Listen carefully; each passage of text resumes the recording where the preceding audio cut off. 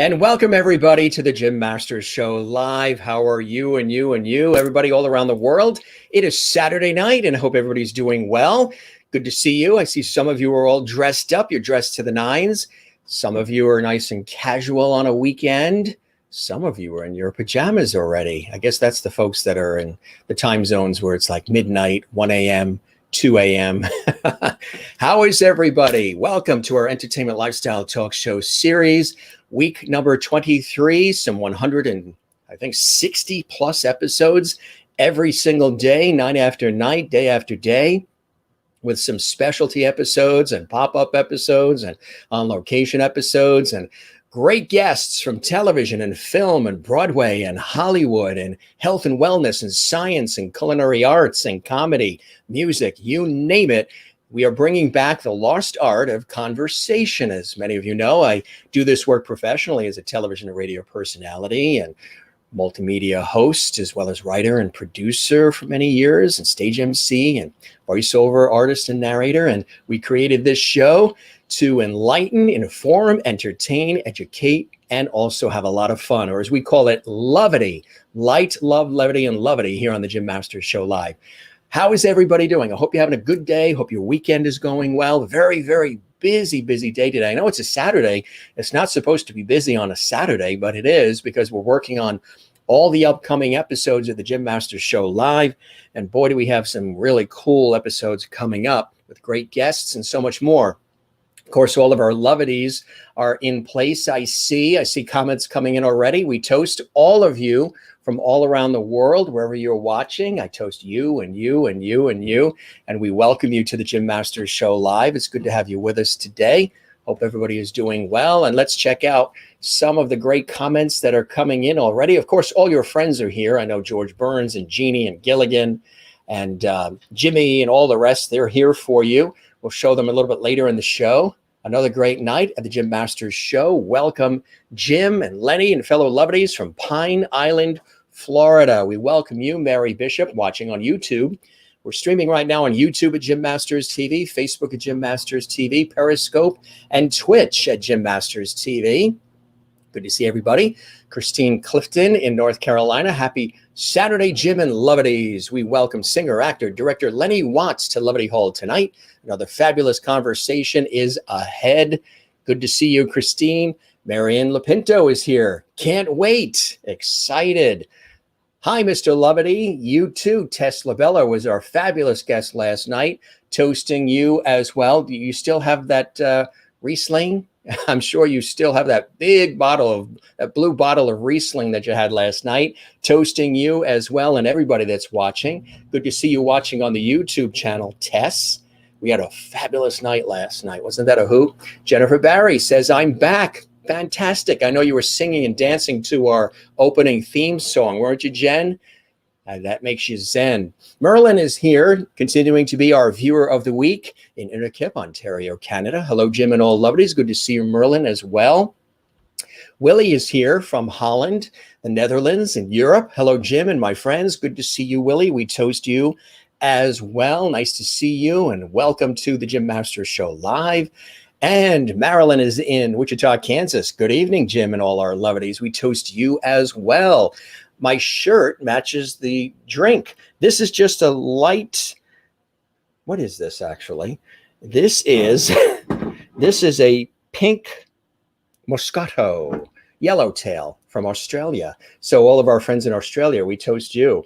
It's some pink Moscato, just light wine, a little sweet, really nice for Saturday night. We've been having a lot of iced tea and lemonade in our glasses lately, so we're going to toast with a little wine tonight. Good evening to you again, Marilyn. Welcome to our show, and we raise a glass to all of our levities today around the world. Thanks for joining us on the show and for joining us night after night for 23 weeks, almost 160 episodes. Hello, Jim and levities. Hope everyone is enjoying this beautiful weekend.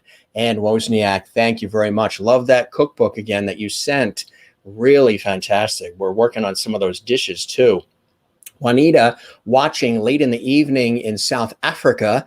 Thank you. Hello to you as well, Juanita. Thanks for joining us on the Jim Masters Show Live. We have so many exciting things that are happening with this show. I can't wait to tell you. Wow, Lenny Watts, a pillar in the cabaret community. Welcome, Lenny. Renee Katz is here as well. Absolutely. I've known Lenny for a long time, actually. We met through mutual friends, and it's great to have him here. He's very excited. As soon as I said, would you like to come on the show? He says, yes, just tell me where and when. And I appreciate that. And Renee, you've been on the show as well, which is fantastic. And yes, Tess just poured the wine. So toasting you, Tess, there in West Palm Beach area in Florida. And, great. Ernestine Webb from North Carolina. Hello, everyone. Sorry I've been away. Well, we've been waiting for you, and it is good to see you here, Ernestine. Hope things are well in North Carolina for you. Tess, you look great. Thank you very much. You do as well. We changed our hat. I know Linda Odell loves when I wear the hats. We changed the hat. I got a ton of different hats. So it's a Saturday night. We're sporting. We've got our fall colors on. I think I matched the set. I matched the drink. I blend in. Hi, Jim. Hope you had a good day. Hi, everyone. We sure did and still are. Hope you're doing well, Kathleen in New York. Merlin is toasting. And Fortnite Gaming. It looks like my mom is going to be live on the Jim Masters Show on October 23rd at 6 Central, 7 p.m. Eastern, 4 p.m. Pacific. Yes, Diane Delaney is going to be here. The brilliant violinist and composer and educator is here next Friday live on our show. She's going to perform live. We've got lots of great stuff happening. That is on Friday, October 23rd, 7 p.m. Eastern, 6 p.m. Central, and 5 p.m. Mountain and 4 p.m. Pacific. Yes, it's good to see you watching on YouTube. And we're looking forward to having your mom, Diane, here as a guest on Friday. It's National Pasta Day today. You're cooking pasta now. Salute. Oh, boy. Pasta Day. Why did I have a bowl of clam chowder with a tuna fish sandwich on a bagel? I should have had pasta. And enjoy. Here's to you, Jimmy. Love. Dr. Love and Tess. Love it, Tess. You are fantastic. You're a great guest and viewer of the Jim Masters Show Live. And tulips from Willie. Thank you very much. Tess had the best time. Can't wait to listen tonight. I know you're going to watch that episode again and again. Rainey's in the Midlands. The Midlands are exploding with excitement. She's talking about the Midlands of Flushing, Queens. And Tess welcomes Lenny, our great friend Ralph Lampkin Jr., toasting him in Indiana. Good to see you as well. Love the hats. Great look. Thank you, Tess. Hello, Lovedies. Happy to be here with all of you. And of course, Tess was our guest last night. You guys had such a phenomenal time with Tess last night. Willie, you won't believe, but of those 4 packages of Stroop waffles, 2 packages are already gone. One night, I ate like 5 of them in a row when I was watching television late at night. Those Stroop waffles that you sent for the birthday are delicious. There's 2 more packages left. We're trying to space out our eating of them, our consuming of them, but they are delicious. But the first 2 packages went quickly. Love Lenny. Corinne Cohen, welcome to the Jim Masters Show Live. We're here every night, 7 p.m. Eastern, 4 p.m. Pacific. So good to see everybody. All of your friends are here. Yes, George Burns is here, of course. Jeannie is here. Here's George. I know you love to see George. And the panda, Lin is here as well, which was a gift we got not that long ago. And Jeannie's here. And, you know, Jeannie, of course, she's in here too. She's saying hello to all of you, welcoming all of you. And, of course, Gilligan is here. Silver, we'll show the rest later. But, yep, Gilligan is here with love from Dream of Denver, Bob Denver's wife. She was a guest on the show, and she said, you got to have Gilligan on the set. So there he is. Good to see everybody. Let's have some fun tonight. We're live. We toast all of you. Thanks for the loyalty, sharing the links. Everybody who's been falling in love with our show. It's a blessing because it's a real balance between this and my professional work to pull this off every day. But we're doing it. Hi, good to see you, Corinne. And George, I know you can't go wrong with George and Gilligan and all the rest. We have some more characters. We're going to show them in just a minute. But first, I want to welcome my very special guest. And I know what's going to happen. He's going to be greeted with lots of lovity, which our audience loves to do, our lovedies, our viewers around the world. This is Lenny Watts, and he's amazing. He is a 16-time MAC, 5-time Backstage Bistro, and 3-time Nightlife Award winner, recognized as an outstanding vocalist, director, producer, and booking manager as well. He's been active in the New York cabaret scene for 30 years. In addition to directing in small cabaret venues, he has directed events at Symphony Space, Town Hall, BB King's, and Sony Hall as well. As an actor, he has toured nationally and internationally with productions of The Music Man and Wizard of Oz, other roles, Man in Chair, and so many others. Nicely Johnson and Jinx. He has also performed at Town Hall in several concerts, including Broadway Unplugged and Broadway by the Year, 1949, and can be heard on the cast recordings of both shows. As a theater director, he has directed productions of Godspell, Dames at Sea, Joseph and the Amazing Technicolor Dreamcoat, and Phantom. Lenny is the creator and artistic director of Singnasium, which is a nonprofit vocal school in New York City, as well as the Singers Retreat at Heron's Landing. David Finkel of the Village Voice calls him a one-man cabaret army. He appeared on the Rosie O'Donnell Show and released his debut CD, I Want, You Want, in 2000.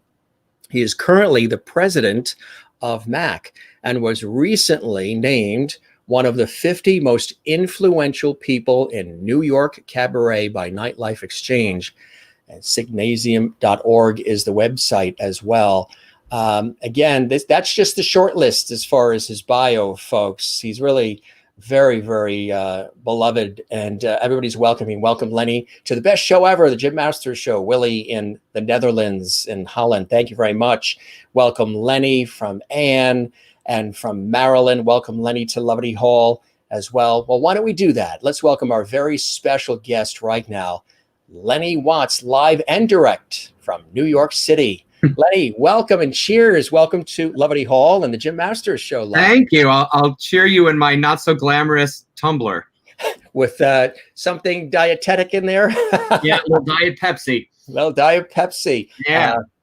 Joan Crawford would be very happy. Right? Yeah. I've been on this Joan Crawford kick lately, watching everything, every movie, every interview, I don't know why somebody's been uploading on YouTube these amazing Hollywood Palace episodes. Remember the Hollywood Palace on ABC? I think it was Sunday nights. Yeah. And they would have like one celebrity that was the host, and they would have all these different acts. They'd have jugglers and singers. And there's several episodes where Joan Crawford actually hosted it. I don't know what it is. It's just fascinated to learn about what made her tick. She was quite amazing as an individual, huh? Well, yeah. And those people, I mean, that type of star does not exist anymore. No. Whole nother time. It certainly was. Yeah. Jennifer Barry in Allentown, Pennsylvania says, hey, Lenny. Hey, Jennifer. Anne says, welcome, Lenny. Now, you're a fan of our show. I know you've been watching, and I really appreciate that. So you know how it works. So you're going to get lots of lovity coming your way. So I hope you can handle it.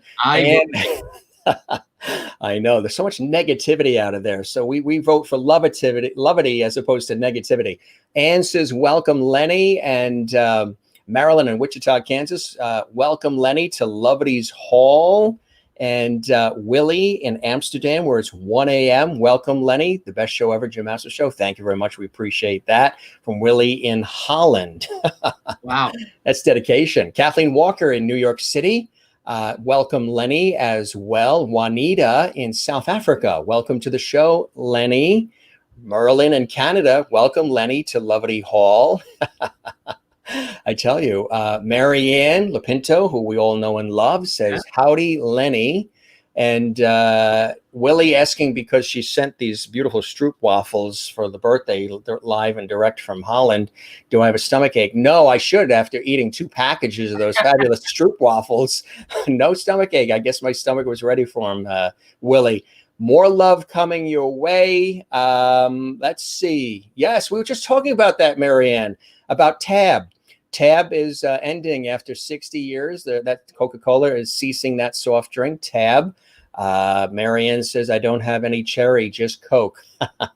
Corinne says, love you, Len. And Marcia Murphy Watson, another wonderful viewer on our show. Hi, Jim. Hi, Lenny. Hello to you as well. We actually have some fabulous material from his CDs we're going to be sharing with you. So he will be singing. You will hear some great music, and you'll see him performing too, which is really, really cool. So How are you doing, my friend? How is everything going? Obviously, the world has changed in the last, several months for all of us. We've had to adjust. We've had to come up with new things to do and pivot with the things we already do. How have you been doing with everything, Lenny? Well, I'm doing okay, actually. I'm doing fine.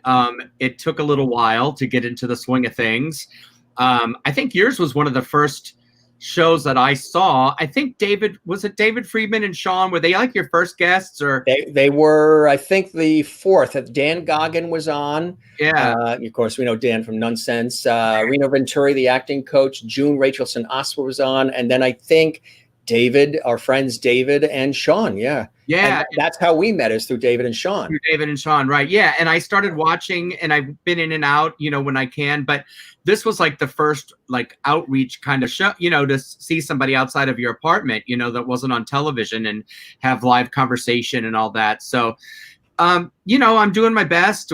Teaching online, had to adapt to all of that stuff. Had to learn how to do all of that, and which we can talk about later about how all that works. But in some ways it's been kind of good. It's forced me to reach out and communicate more with people that, that I don't see all the time, and think outside of the box and try to figure out how to make things work, and, how to navigate through the streets. I live in Hell's Kitchen in New York, and right now it's like all the restaurants are outside on the streets on 9th Avenue. And, so. And they're doing those bubbles now, right? Are they doing those heated bubbles, plastic bubbles that you can go in, sort of? I saw that on the news. I think some places on the Upper West Side are doing that. But down here, they have like tents and heater. I don't think they can use those heaters. I think those are illegal. But they built like a whole outdoor thing on 9th Avenue. It's actually kind of nice. Yeah, that's nice. Yeah. Elizabeth Ann wants to pick up your tab. Anytime she can throw a pun in, I know her. Yeah. I love it. She's up my alley. That the Irish comes out for me. I throw in a pun or I've been known to throw in a pun or two when the opportunity is there. John Cronin watching. Hi, Lenny. John Cronin, Southwest High class of 1979. Yeah, we went to high school together. Well, I forgot to tell you, but Lenny Watts, this is your life. So John from high school is here. Aunt Myrtle is going to be next. Awesome. She owes me money. Aunt Myrtle. Me Too from, look at that, too, from Elizabeth Ann. Yes. Wow. Cool stuff. And Christine is welcome to the Jim Master Show live, Lenny. You are now a lovety. I told you. Excellent. It didn't take very long. What, got 10 minutes and you're a lovety already? Yeah, I'll take it. Anything. Everybody's been saying that. So let's talk about the amazing things that you do. Like you said that you've been teaching as well, but you're, of course, a wonderful singer, actor, director, producer. How did you first get into this line of work? I mean, were you a kid that was always entertaining when you were running around the house as a youth? Was it something that you were surrounded by family of entertainers?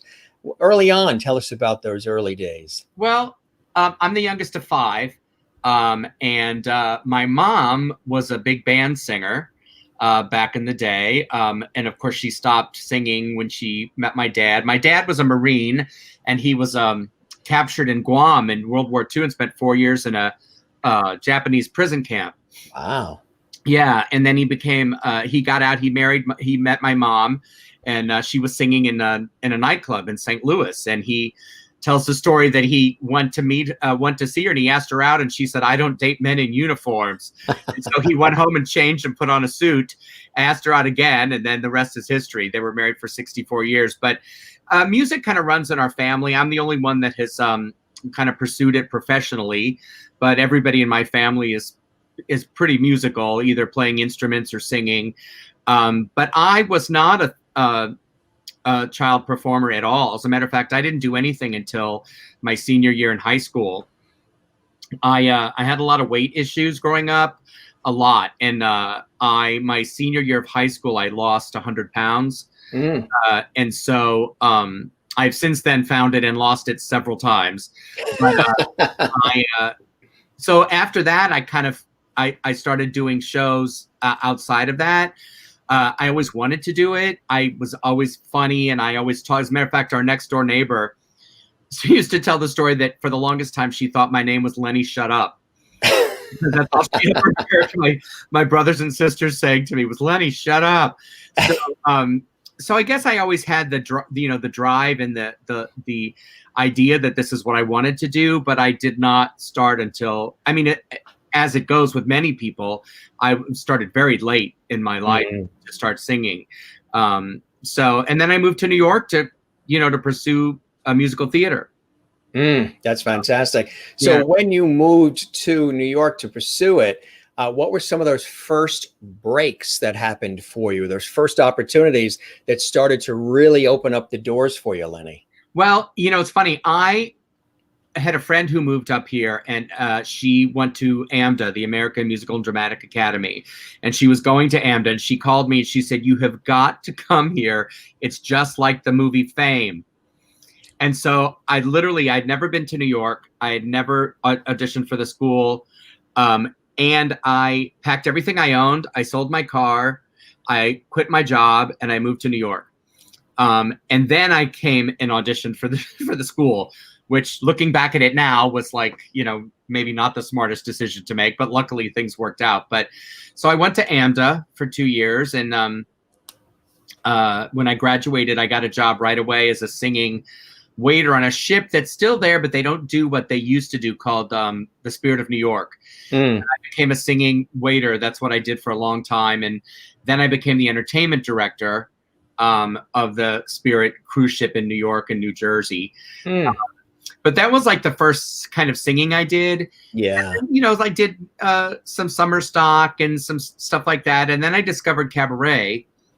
A friend of mine, Randy Lester, who works at Don't Tell Mama and still does and will when they reopen. But she said, "You have to come see this." And I was like, I had no idea what any of it was. And I was like, oh my God, what? You can do your own thing. You can sing and direct. And like it ticked all the boxes for me creatively. And so I did that. And, the first thing I did was work at Theater by the Sea. And that came out of working at Don't Tell Mama. One of the directors saw me singing at Don't Tell Mama, and he said, "Do you do theater?" And I said, "Well, yeah, I do." And he said, "Well, I'm directing a production of The Music Man, and I need a Marcellus. So can you be there tomorrow?" So I went and auditioned, and I got Music Man at Theater by the Sea, which then led to the national tour of The Music Man. So it's been just kind of one thing after another, and then I kind of stopped for a while because I got so involved in cabaret. And then I started teaching and directing and that kind of stuff. But I think my first break was working at Don't Tell Mom and having this director just be there having a drink and saying, "Hey, do you want to come do this?" There's a lot of opportunities that fall in your path, and then you have to make the decision as to how, do you go right? Do you go left? Do you go right? Do you go left? So that was a thing that I really am proud of doing, because it led to I worked at Theater by the Sea for 10 years. They somebody from Theater by the Sea saw me on the Rosie O'Donnell show, and then ended up producing my CD because they heard me sing on the Rosie O'Donnell show. So everything has kind of been, one thing after another based on the choices that I made, Yes, which were all solid. Were you nervous at all making those choices, or did you know you had a path, you had a journey, and wherever it was going to take you, you were going to follow it, even if there were bumps in the road? You had a vision. Or did the vision change as time went on? Did it tweak a little bit? Well, I get nervous deciding which pair of pants to put on in the morning. I mean, those kind of decisions are like. And is that why the shot is only from here up? Absolutely. That's what I thought. I'm a little less nervous now because I have learned over the years that you just have to, just do it. And you just have to do it. I would never have predicted where I am now 10, 15, 20 years ago, especially 30 years ago when I moved to New York. I would never have predicted that this is the way it would have gone. Teaching, starting a nonprofit music school, all that kind of stuff. It's just one thing has led to the other. And, to answer your question, yes, things have changed and morphed incredibly since my initial Oh. Fritz Stewart, you see that? Even Even Fritz think you look great, and we send all our lovities. He's got the word down. Yeah. Eve is on the board of directors for Signasium. Fritz is a good friend of hers and mine, and a great singer and violinist. And I think they're hanging out together and watching, which is very cool. Have to get them to come on the show too and entertain us. That'd be cool. So, so then take us again as you're going along, some of the progression of some of those other opportunities that really started to open up for you. Like you said, Don't Tell Mama was a influential and a crucial place for you. What happened from there? Well, Don't Tell Mama was a great place because at that time you could leave and come back. Yes. You could. It was a really great place to have as a in your back pocket in New York City. You could work if you got a gig. You could leave for 3 or 4 months. You could come back, and you knew you had a job. That's great. So that part of it was great. The other part of it that was great, twofold. One, singing in the piano bar is the best training that I think I ever had in my life. Being able to just get up and sing and work a crowd and learn how to perform and learn how to also perform for yourself, because many times they're not listening, they're doing their own thing. How do you deal with that? And then also working in the back room at Don't Tell Mama really helped me with my teaching and directing skills, because I literally saw hundreds and hundreds of cabaret shows. And that's where I met Sean. Sean Moninger. He was doing lighting, right? He was doing lighting at the time, and we became really good friends and remain really, really good friends. And that's how I met David, obviously through him. But yeah, I mean, that was like college right there. On top of going to AMDA was just being involved in all of that, and a lot of the things that I got came from being seen somewhere, so when I teach, I tell all of the people I work with, it's like, you gotta be seen. If you're not being seen, that you can't expect to get anything if you're not out there. They're not going to come knock on your door. And that was a big learning lesson for me. For a while I was like, well, how come this isn't working? And I've literally had to create every single thing that I do. I've created. So that's how it all started, was at Don't Tell Mama. And then from there, I became a booking manager, because the people who owned Don't Tell Mama at the time opened up another room. It was on 14th and 2nd, and it was called Mama Rose. And they asked me if I wanted to stop working in the bars and actually be the booking manager and manager of Mama Rose, which I did, which was great. And it was upstairs from a sex club. And so people had to it was crazy, but it was a really great thing. And from there, I opened up a room called the Encore, which was on 47th and 8th. And then that closed. And then I was the person who opened up the Metropolitan Room, which was on 22nd. So my booking career all came from Don't Tell Mama, one room. And I stayed at the Metropolitan Room. I opened that up and booked the first 3 years when I was there, until I decided it was time to move on from there. Yeah, that was a great space too. Yeah, it was a really great space. I miss the old days of the Metropolitan Room. It was really a great place. And, I got to work with Billy Stritch. I booked Marilyn May. I was the first person in New York when she came back to book her at the Metropolitan Room. That was like a historic night after the cabaret convention, when she, when she did her show and got standing ovations after every song. And it was crazy. And, we had all kinds of people in there, which was, people that I had admired since my childhood. There she is. She's a legend. Yeah. She's the best. Yeah, she's the best. And she's still doing it, man. 92, 94. I mean, she's still kicking her leg up and singing, and she's found a way to perform, to perform live. She's been performing live during this time. And I did create a monster. Yeah. But yeah, I love her. We're buddies, and we talk on the phone, and, she's the best. I should get her on too. I'd love to get her on. And she's got some stories. Oh, that would be fantastic if you can tell her. Yeah, we'd love to welcome her into Loverty Hall here. That's for sure. Yeah, absolutely. So, so you moved on from, you said Metropolitan Room, and just for folks joining us now, there's going to be lots of great music. You're going to hear him singing. We got a lot of cool photos and stories. So Metropolitan Room, you sort of move on from there. And then what happens next for you? Well, that's when I took the leap into teaching and full time for myself, like leaving and teaching and directing and not having like a real job, a structured job to fall back on. And so that was like a very nerve-wracking, really nerve-wracking decision, but it was ultimately the best decision that I ever made. So I moved on from there to start teaching, and then that moved into my more classes, which then moved me into Syngnasium. So it would be a 10-hour show with Mary. Sure.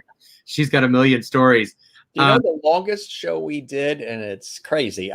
These shows originally, when I designed them, were going to be an hour. That we blew out of that months ago. They were going to be like an hour format, which is good. Some people only do a half hour. They don't do it every single day of the week. They do it, once a week, twice, or once a month, whatever they do. But to do it, 6 hours. We did one show for 6 hours. Wow. I couldn't believe it. And it was with Scott Schwartz, the child actor who was in The Toy with Jackie Gleason and Richard Pryor, and was in A Christmas Story, the Christmas classic. And he's the kid that got his tongue stuck on the pole. He was the bratty kid. Wow. And he just opened up. He was live from LA, and it was 6 hours. It's great. It's on all the episodes are on our YouTube channel. And if folks want to watch this again, Jim Masters TV is the YouTube channel. You can check it out. But that, like Marianne says, an absolute marathon, 6 hours. Yeah. Well, he's from originally New Jersey and I'm originally from New York. So you put that energy together and blah, blah, blah, blah, blah. It's like 6 hours is just a warm up. Yeah, there you go. Yeah. Yeah. So, well, we won't do 6 hours, but no. But so these wonderful opportunities have come your way, and you really seize them, and you were building your own identity and your own brand as much as you were working with and helping facilitate, the operations of these great places and making all these connections with people who are up and coming, people who are legendary already. That has to be fantastic when you look at all of that, the body of work, huh? Well, who has time to look at all that, until you're busy doing it, and you bring it up. I mean, it's an interesting thing. I at one point when my father passed away, I thought about leaving New York. And I thought, I said, oh, maybe I'll leave and, go back home to I'm from St. Louis originally, and go back and I started writing down everything that I had done. And I thought, oh, well, I would hire him. But, I didn't even realize that I had done all this stuff and met all these people and made all these connections until I started writing it down. So, it does feel good. I mean, I get people telling me all the time, reminding me about how I booked them at the very beginning of their career, or I gave Idina Menzel her very first job on The Spirit of New York. We worked together. We did a cabaret show together. Now that I didn't know. I didn't know that. Yeah, I sent you a picture actually of our cabaret show together. I didn't realize you were so instrumental in her life. That's amazing. I don't know that I was instrumental in her life, but I gave her first job. That helps. NYU. She was still at NYU, and she was a singing waitress, and we worked together, and then we became friends, and we did this cabaret show together called On Off Broadway that a friend of ours put together, and there were 4 of us in it. And the video of me with a mullet and her with the 80s hair, comes back to haunt me every once in a while. But yeah, so there's a lot of people that I worked with at the beginning of their career. And there was a time when I used to get really, that used to actually kind of make me sad, because I was like, oh, what if, that whole game that you play sometimes. But since I've gotten older, I really am trying to just kind of take the course that we all have these different paths. And I think it's rare that somebody follows the same path all the way through their life. I think it's more common for people to, in and out and churn and change. And, more people I know are people that started out wanting to be something else and then totally morphed into something. So I've made peace with it over the years and have just kind of tried to let it happen and follow and take what comes my way and try to make it work for myself. What do you tend to like more or favor? Do you love the booking, the directing, or are you ever the performer? Well, the booking I will never do again. Yeah, that was the worst. And it's a incredibly thankless, it's, in a way, there are people that do it and do it really well and love doing it. People that we know, Sidney Meyer, who loves booking and giving, he's a rare bird, I did not like it, although I enjoyed being able to give people these opportunities. Even Marilyn May at the beginning, Billy Stritch contacted me and said, hey, I have this woman that I'm working with. You may or you may not know her, but we'd love to get her booked into New York somewhere. And he told me who it was. And because I was the kid who used to, turn my Johnny Carson show on under my covers and watch when I was supposed to be sleeping, I knew who she was. She appeared on Johnny Carson 76 times, wow, and so, I didn't realize that many times. Wow. Yeah. And so I knew who she was. And so I snapped at that and go, oh my God, it's Marilyn May, and then she, the rest is history with that. I mean, she's like, she's huge, but but booking is never in the picture. But I like doing I like all of it. There was a time when I thought that I had to pick one thing and stick with it. Because I wasn't getting, it's hard, if you do too many things, it's hard for people to grasp on to any one thing that you do. You do a million things, and so it's hard. And so everybody that I worked with as a director had no idea that I sang. And people that used to come to my cabaret shows had no idea that I did musical theater and toured the world. And, and then the people that did that had no idea that I could direct their show. So it was kind of hard at the beginning to juggle all those things. Now I guess I've just been doing it long enough that there are pockets of people that know me and it all starts to melt, together. But, I love directing because I love helping people, create make their vision become a reality. I love performing, but every time I sign up to perform, I spend like the 3 weeks prior trying to figure out how to get out of it. And once I get there, I just love it. And love being, nothing replaces that feeling of being on stage. And when I'm doing cabaret, I miss theater. And when I'm doing theater, I really miss the cabaret aspect. And and I love teaching. I've really found that I love teaching. I aside from Signasium, I also teach at Marymount Manhattan College.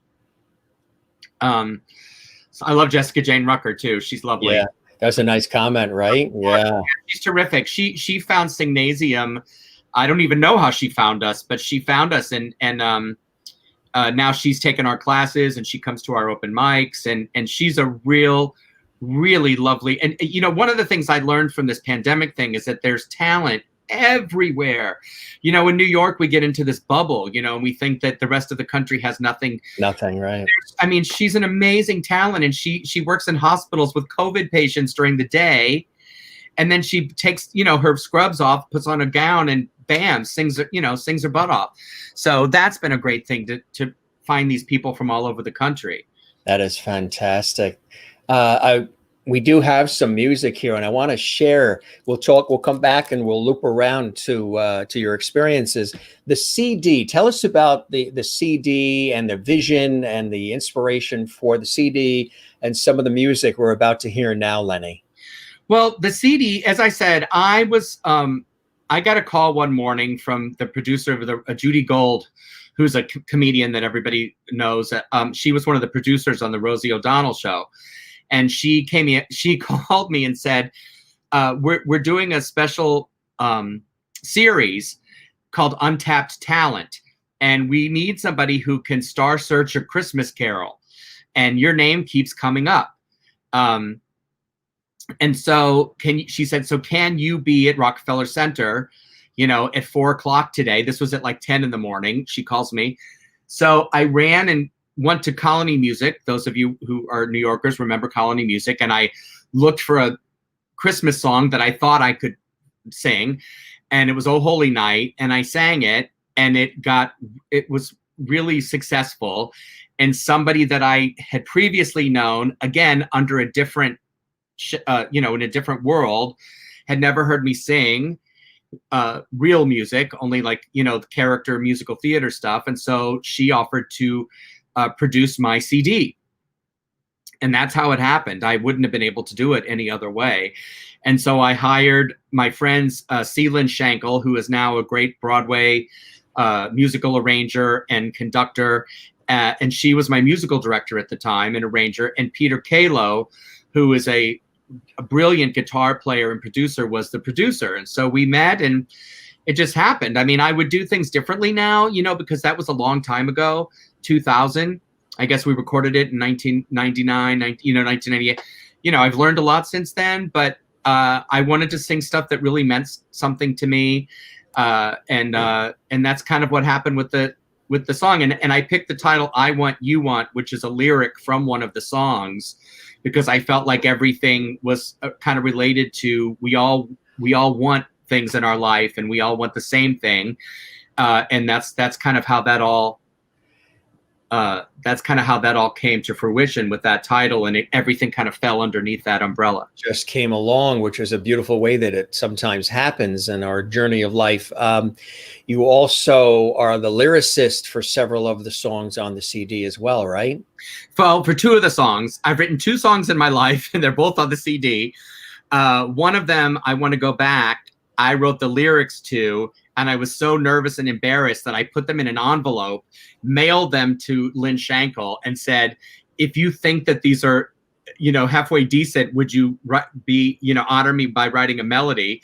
And she did. And then the other song, I Can Love Again, came the other way. Peter Kalo had a song on his guitar that he had been playing around with and couldn't come up with lyrics.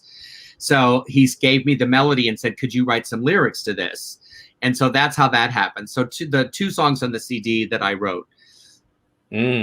All right. So we are definitely going to start with I Want to Go Back. When you wrote that one, what were you thinking about? I want to go back where? What were you thinking about? Well, I am clearly a child of the 70s, and I miss that time. I miss that time in my life. And during this time of this whole CD, when it was all starting to happen, I was really questioning where I was and what I had accomplished and what I hadn't accomplished. And the whole premise is just about, I want to go back to this time in my life when everything was carefree and everything was, the Kool-Aid, I mean, yeah. It was all about the, Kool-Aid and sliding down the sliding board and playing in the yard and no Pop-Tarts and and that's kind of where the I Want to Go Back came from. Yeah. Totally different time and so much more beautiful in so many different ways, more innocent. Yeah. I Want to Go Back. So Lenny right now is going to take all of us back. So get ready, strap in, lovelies, on the Jim Masters Show Live. Refill your glasses on a Saturday night. We're all going to go back together with Lenny Watts and I Want to Go Back. This is from his CD. Enjoy. And then we'll be back and continue with our special guest, Lenny Watts, right here on the Jim Masters Show Live. As I watch my life race by from a somewhat distant perch, through haze, confusion, and disillusion, I see I'm in a lurch. It seems I've stopped dead in my tracks. It's time I finally face the facts. All right, I'll get down to brass tacks. I want to go back.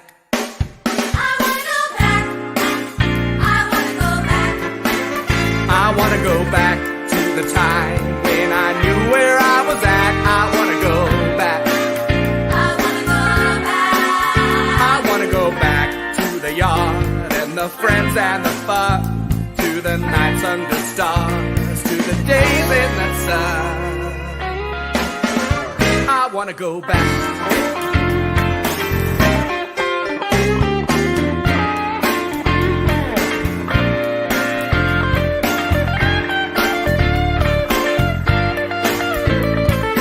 Everything's so regimented, regimented. My views on life are so demented. I don't trust friends, I can't find love. I spend my days in boxing gloves. I wanna go back. I wanna go back. I wanna go back. I wanna go back to the time when I knew where I was at. I wanna go back. I wanna go back. I wanna go back to the time when my worst days were fun. Now there's so much to do, and I'm under the gun. When you're a child, you dream of a time that you can make it on your own. When the life that you lead and the path that you take are your choice and yours alone. Then one day you wake up to a loud, hard knock on the door of your own place. Well, there's nobody there but a guy named Reality. He's gonna smack you right in your face. I wanna go back. I wanna go back to the time when I knew where I was at. I wanna go back.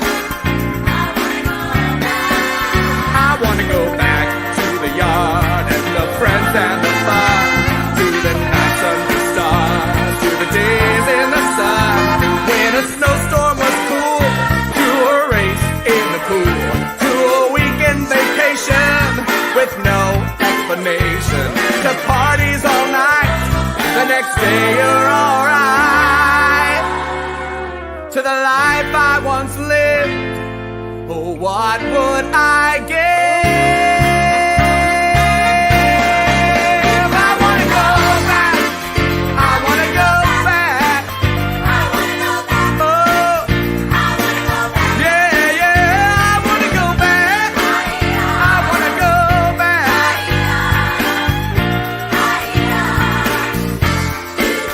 I wanna go back. I wanna go back.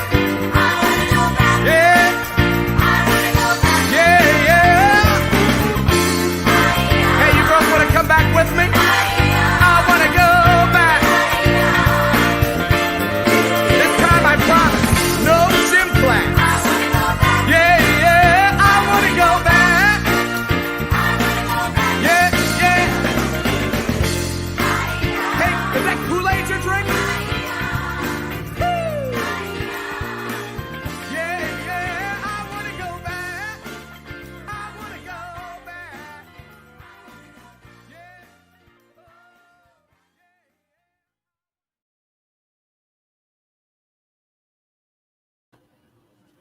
I think everybody wants to go back. Let's build that time machine, Lenny, and let's go back. Yeah. That's really, I was listening to it earlier in the day when we were getting, formatting and producing the show. That's a really cool song. Bravo, Thank bravo. you. It's very inspirational. It's fun. It's light. It's just really cool. It's got a great beat, great rhythm, great words. I mean, just the whole thing. And the comments are pouring in left and right from all over the world. People loving that. Oh, that's awesome. Thanks. I mean, where has that song been used for anything? It almost has an anthem feel. I mean, it almost has a feeling like it should be tied in with some other larger thing. It just has that feeling. Yeah, wouldn't that be nice? No, it was used a couple of times. It was used in a show that somebody, Phil Jeffrey Bond, who used to be a booking manager too, is also a playwright, and he wrote a play called My Gay Youth about his growing up, and he heard this song and really liked it, so he has used it in the play. And I've sung it in the play a couple of times when he does these readings and stuff like that. So, but that's really it as far as as far as that goes. I mean, part of my problem is that I'm a terrible self-promoter. So it's hard to get everything out there and, to do that because as if you're not pushing it, it doesn't get pushed. So you're used to promoting everybody else. That's what it is. Right. Yeah. Yeah. Other people, other things. Yes. I know people are saying that song should be on part of a Broadway show. They're all saying that. Oh, that's nice. It does have that real. That should be on the radio. You know what I mean? That should be. Has it ever aired on radio? Made it? That should. Right now, during this is it.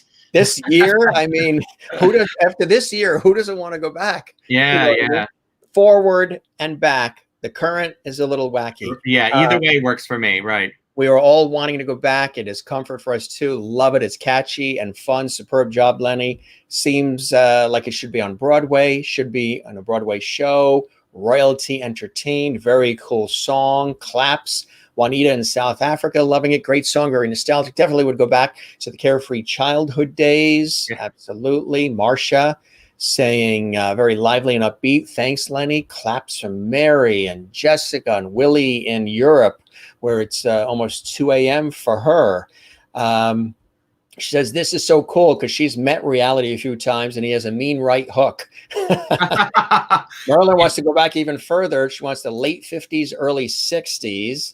Awesome voice. Love this. Lenny, you are awesome. I mean, just really cool. And that's just, you know, we're just scratching the surface, folks, of who he is and what he's all about. Or it could be the opening song for, yeah, it does have like that sort of, it has a TV theme feel to it. It feels like it has that feeling coming from a TV guy myself. Yeah, I think when we wrote it, that was kind of one of what we wanted to do was like have that kind of nostalgic kind of television series kind of a feel to it. Yeah. Yeah, that's all Lynn Shankle as far as the music goes. I mean, she wrote the music. Yeah, she's terrific. Now, in relation to wanting to go back, here's another one. Tell us about this one. This is I Am Home. I Am Home was written by Karen Mack, who is another extremely talented cabaret singer, performer. She's now part of, along with Eve, who commented earlier, they're half of a girl group called Those Girls, which are really wonderful. And I'm really thrilled to be their director. And we create all their stuff together and their arrangements. And Karen and I have been friends for 100 years. And we met working at Don't Tell Mama and had been friends ever since. And she wrote this song and I loved it immediately and asked if I could record it. And she, you know, luckily said yes. And so that's how it happened. It just really, really spoke to me. Well, it's going to speak to everybody right now. That's for sure. Perfect song to send to Seth MacFarlane. The one that we just heard. Yeah, I want to go back. It really, I still hear it. That's, you know, one of the tests of a good song is you still hear it. Do you still hear it? I still hear it in my head. It's so catchy that it's really catchy. Yeah, I still hear it. It's really, really good. Good stuff, Lenny. Now I Am Home. Good to have everybody with us watching on the Jim Masters Show live. Lovely Hall here from around the world. Here's more of the incomparable Lenny Watts. Hope you're enjoying it. Refill your glasses on a Saturday night, or color teenies, as Tom Snyder would used to always call them. And here we go.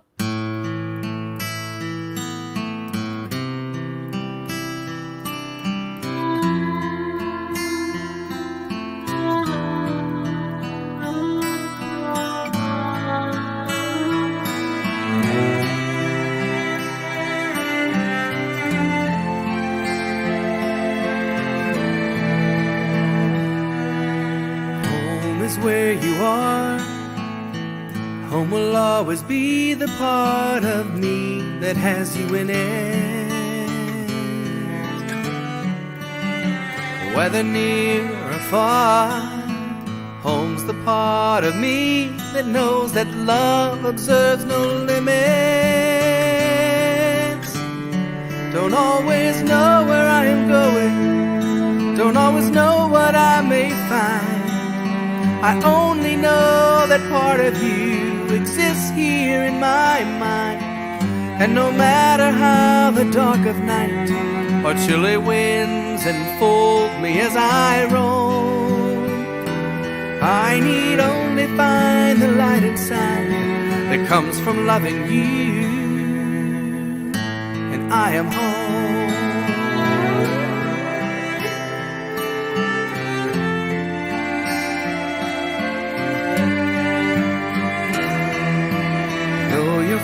far away. I can't recall a day when in my mind you aren't beside me. And when the skies are gray, I feel the warmth and comfort of the sunlight deep inside me. Well, our tomorrows are uncertain, and today's not even there. Well, yesterday's a memory. Well, baby, I don't care. 'Cause to tell the truth, my life's become the sweetest thing that I have ever known. Since I found the part of me I give to you that guides us on and leads us home. Too many roads lie untraveled for want of a star.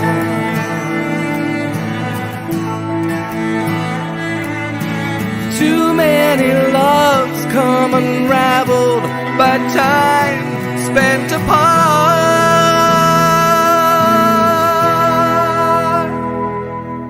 And when our time is through, and I look back upon the years I've spent with you around me, when the love was new, and how it felt to know that something special finally found me.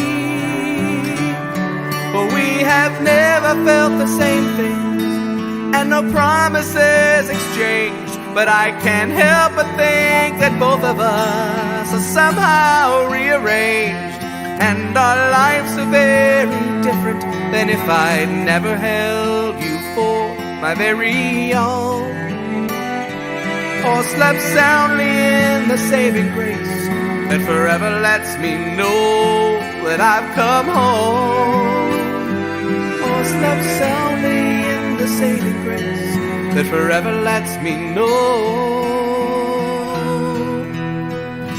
that I am home.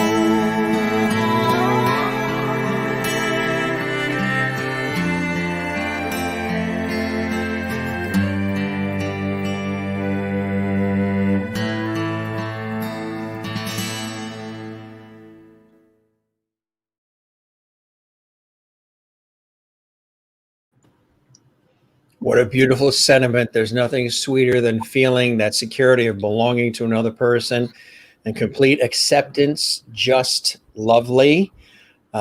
Willie in Holland, lovely song. Marilyn in Kansas, great voice. Juanita in South Africa, wow, love it. I think you're going to be booked in South Africa real soon. Eve Eaton, simply gorgeous song and singer. Hi, Eve. Thanks for watching on our YouTube channel. And Marcia Murphy Watson, this is so lovely. Lenny, Merlin in Canada. I think you're going to be headed to Canada soon, too. Wow, what a lovely song. Tesla Bella in Florida. Gorgeous. What a beautiful, expressive voice. Lenny, thank you for such a wonderful song. The lyrics are everything. I mean, it is. I mean, it just shows your range just listening to the first song and now the second one.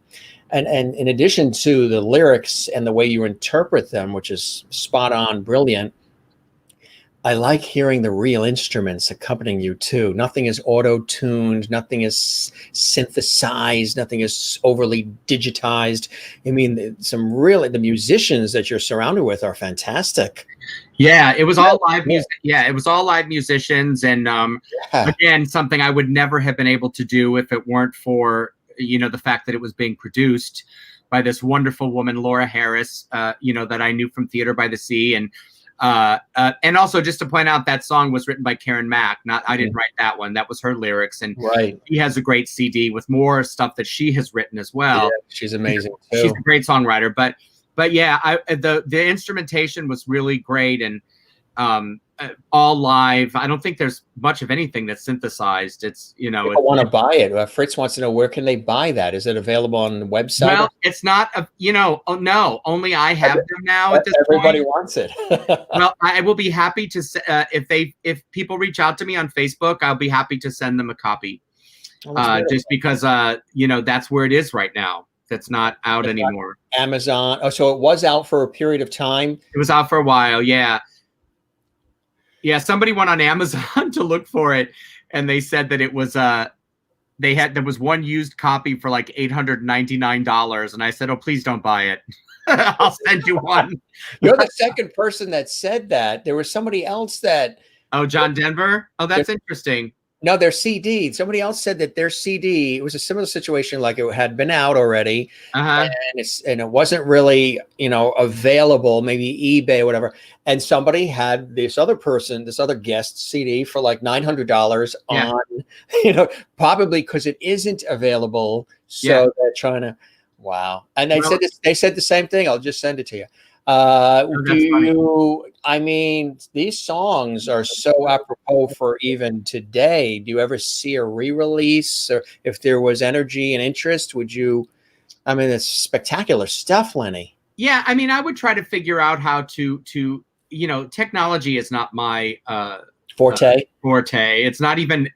There has to be a word for not even close to being my forte. Like so far away from being my forte. Yes. I'm getting better at it because we have to, right? You know, right. But getting it back on iTunes and all of that kind of stuff. That's a beautiful sentiment, Jessica's saying. Oh, yes, I'll send. Of course, I'll send you a wants to make a donation. Yeah. If anybody reaches out to me on Facebook, I will. I'll be happy to send you a CD. They feel you have a John Denver quality to you, which is quite beautiful. That's interesting. Yeah, I've never heard that, but I certainly love John Denver, so I'll take that as a huge compliment. We have another song we're going to share in just a second, but tell us about that too. That's very near and dear to your heart.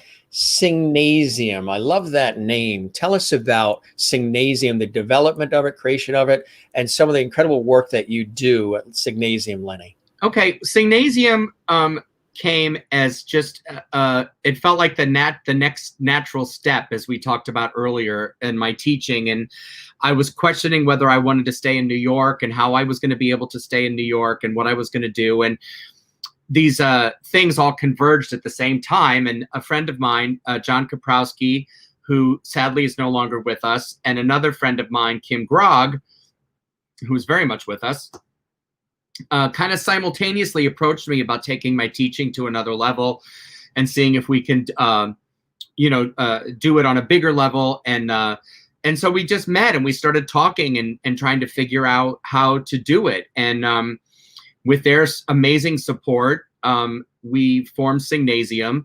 I just came up with the title. I was sitting on my couch one night and was thinking about what I wanted the school to be, which is a place to work out and a place to be able to stretch and your vocal abilities and all of that. And so Singnasium popped in my head. And since, you know, it's the closest thing to a gymnasium that I'll ever get to is having Singnasium. So I felt like it worked on a couple of levels. And it started out mostly with my classes. I teach a couple of different classes. And then luckily over the years, I've met some incredible teachers and performers, and everybody who teaches with us is we call them teaching artists, because everybody is actively working in their field. We know Karen Mason, who I know has been on your show, teaches for us, and Gabrielle Stravelli, who is an incredible jazz singer, Christine Zbornik, who's an amazing cabaret singer and Broadway actress. We have a Grammy Award winner, Julie Gold, who wrote From a Distance, teaches a songwriting class. Sharon McKnight, Tony Award nominee Sharon McKnight, teaches a musical comedy class. We have all these different classes. We just, Michael Kilgore, who's an amazing singer and Broadway actor and recording artist, just joined the Singnasium family. And Barb Younger, who works out of England, who's an internationally known interpreter of like Bob Dylan and Leonard Cohen, is going to be teaching a class from London, which is really cool. So we've been doing that kind of stuff and adding all these different classes. We've Eve, who has commented a couple of times, is on our board of directors. She's our secretary and has been a huge help getting Singnasium up and running. And you know, so when this whole pandemic thing hit, you know, we were just teaching in our studios in New York, and you know, I was like, what the hell are we going to do? You know, what are we going to do with this? You know, and so, you know, I took about a week to mourn, like everybody did, you know, and just like what's going to happen. And then I just decided we have to figure out a way to make this work. So we started teaching our classes on Zoom, just my class, just to see how it went. Then over the summer, we added, like, I think we had 6 or 7 different classes going. And then this fall, we had up to 15 different classes going with different teachers at different times, all on Zoom, all, you know, people from all around the country and world.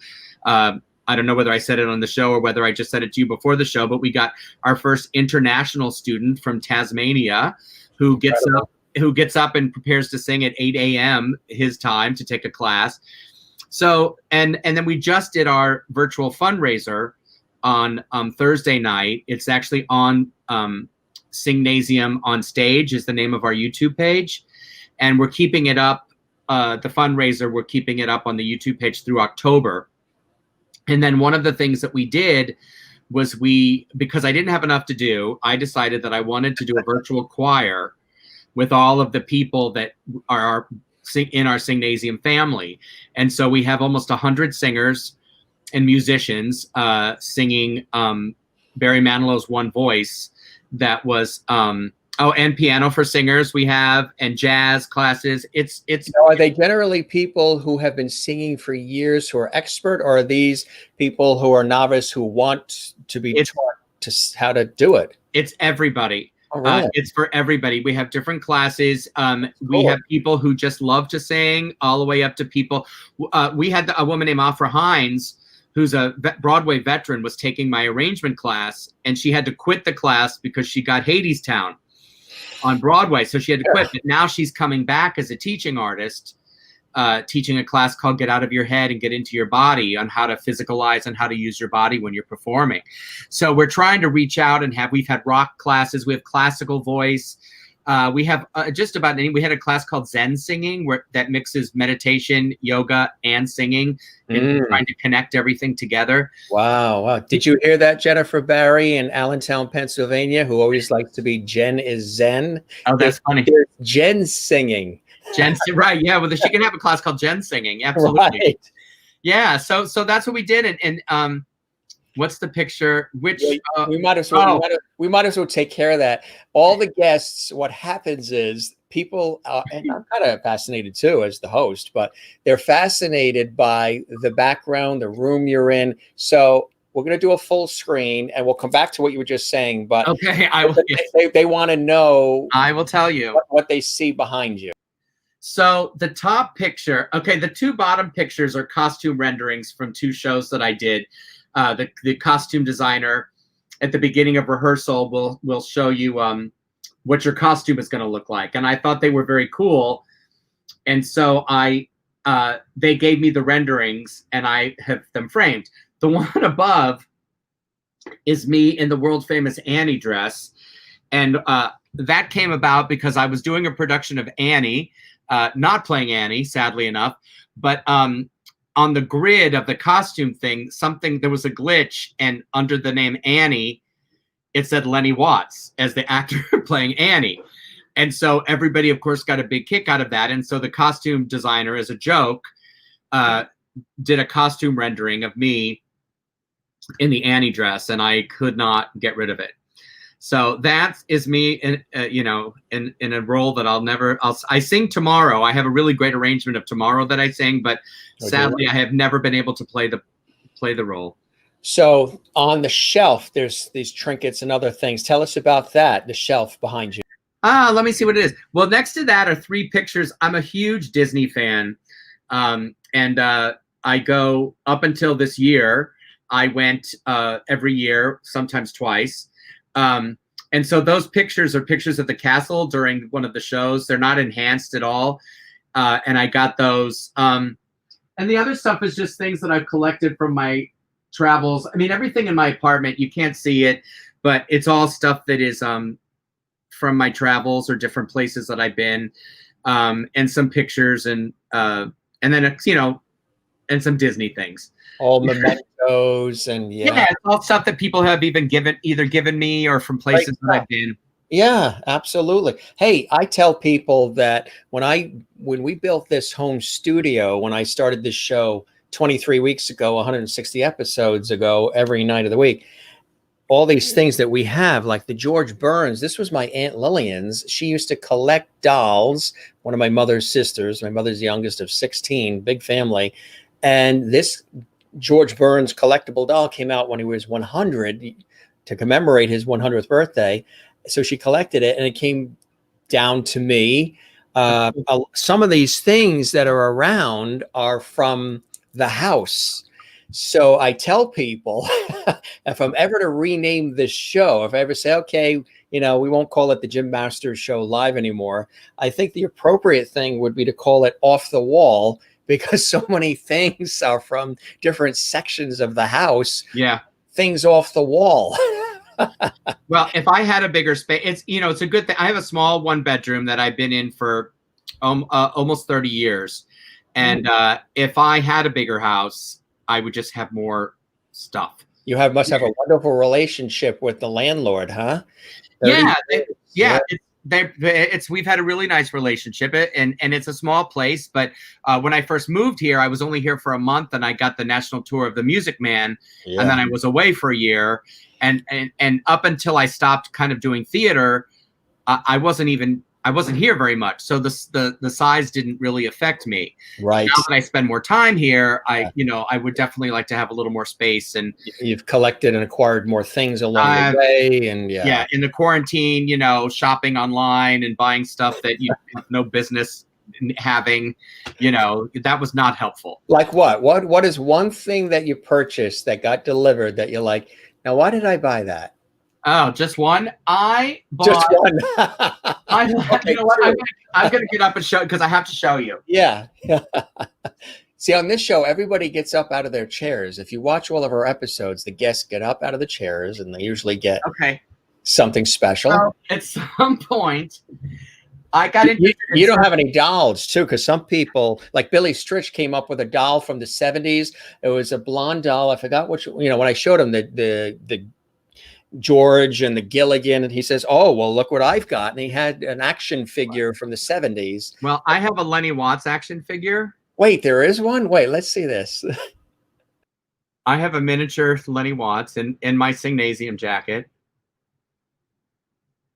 That is cool. Yeah. How did that develop? When was that made? There was a place in Manhattan, I don't think it's there anymore, called Gulliver's Key. And it was all miniature. It was amazing. Cool. And my niece and her husband and my grandniece came to visit, and I thought it would be a cool thing to do. And then at the end, if you want, you go in this huge, looks like a spaceship, and it's just cameras everywhere. And so my little grandniece wanted to get one, and I'm like, well, I'm like a 9-year-old girl, so I'm going to go in too. And so I got one too. And then we got that. And then what they do is they make this size, and then they make miniature ones, and then you become part of the display. So my little grandniece and I have little miniature ones on the high. They put us on the high line. That is funny. Yeah, it's really cool. So wow. But these things, I saw these online, and I see what's happening is I'm taking you back to the 70s right now. I'm taking you back in time. This is nuts. This is crazy. I really felt at the time that I needed a succulent pillow. Oh my God. Let's see this thing. And it's a pillow, and looks like a succulent. And I saw it online. I'm like, oh, that'd be cool on the couch. And I have 2 of them. Does it emit aloe vera? It doesn't. Very good for you. The only thing it does is take up space and collect dust. That's what they do. But there's 2 of them. So I have those, and that is something that I keep them as a reminder to stay off of online shopping. Of course, Jimmy. This is a childhood toy. Oh, wow. Childhood. It's still hanging up pretty well. And we did a nostalgic night one night, and then all of a sudden, everybody said, keep all of these characters on the show. So Jimmy is here. And then you've watched the show. You see Silver, the Silver Lab is here, came from a TV shoot in Switzerland. And then I got to get the panda eventually. We got a monster panda that came from a dear friend for a birthday gift, because I mentioned on the air that my sister and I had these pandas when we were like 6, 7 years old. They were stuffed animals, and mine eventually fell apart. We used to put snow boots on them and hats. My sister would dress hers. Oh, that's funny. In different outfits. And then it started to shred, and the stuffing was coming out, and we're like, we still wanted to keep it, but my mother said, well, the stuffing is getting all over the place. We got to toss it out. And what a day that was when that panda had to be tossed out. Wow. So a box arrives here about a week or so ago, a monster box, and inside is the certificate of authenticity and the tags and all this stuff. And I take this thing, and it's a monster panda named Lin. Oh, wow. So part of the set as well. So big, we can't always have Lin on the set, but I'll try to bring Lin on. But the panda, it's really, really cool. I mean, we're just kids in adult clothes, right? That's crazy. Yeah. We're just kids in adult clothes. Jennifer Barry says, I love Disney's Aladdin. One jump ahead of the bread line, one swing ahead of the sword. I still only want I can afford, and that's everything. That's cool. So Disney. So you used to watch The Wonderful World of Disney? Yeah, every Sundays. Sunday. Yeah. That used to follow Mutual of what was it? Mutual of Omaha's Wild Kingdom. That's right. With Monday night. Marlon Perkins was the host. Yeah, and Lawrence Welk. I mean, that really sums up my life. Wild Kingdom, Wonderful World of Disney, and Lawrence Welk. If you went, those are 3 pieces of the puzzle right there. That's it. Any Mr. Rogers in there? Fred Rogers? I did watch Mr. Rogers when I was a kid. I was a little older, I think, but I did watch Mr. Rogers as a kid. Electric Company with Rita Moreno and Morgan Freeman. That was right after me. That was a little bit late. I was a little old for that. When I was a kid, we watched a show called Zoom. Oh yeah, Zuma, Zoom. Yeah, that was kind of my era. Yeah. Do you remember the tag at the end? Boston, Mass. 02134. Send it to Zoom. Yes, I do. So I tell everybody now. We don't do Zoom on this show. We do a streaming service, but everybody's on Zoom, and I was like, my God, the last time I heard the word Zoom was either Mazda, Zoom, or the kids show on PBS, Zoom. That's for sure. Funny. The levity continues here, folks. Lenny Watts, Jim Masters, we are live. And another great song from that CD is I Can Love Again. Tell us about that one. This is the song that Peter Kalo, who was producing my CD, and he's an amazing guitar player and a great guy. He wrote this melody, and he couldn't come up with any lyrics for it. And he said, "Hey, you want to give it a shot?" And I was like, "Sure." And it really kind of captured where I was and how I was feeling about myself and what was going on in my life. And so I wrote the lyrics, and he loved it. And so this is what we ended up with. And here it is, everybody. It's really a great song. I Can Love Again with Lenny Watts. Enjoy, and we'll be back with lots more.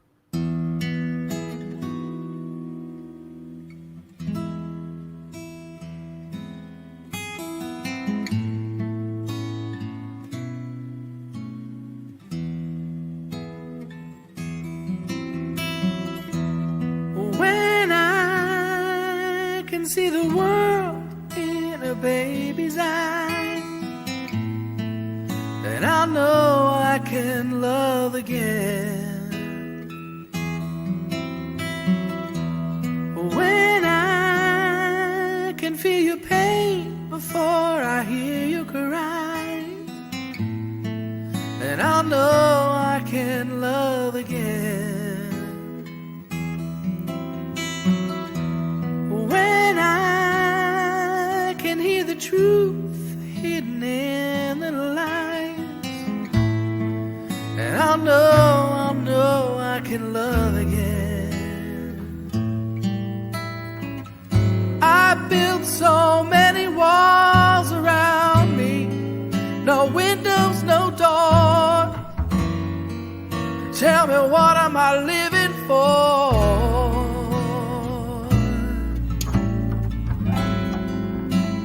I need some light to come through.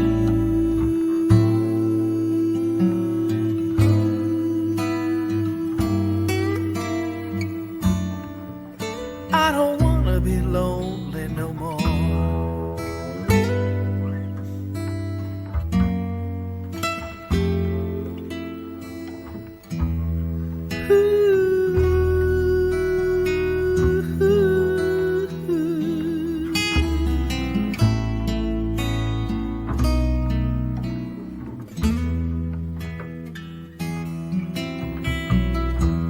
When I can feel the power of the human touch, I know I can love again. When I can say the words, I need you very much, I know I can love again. There are so many people around me. What am I waiting for? Oh, could somebody open the door? 'Cause I need some light to come through.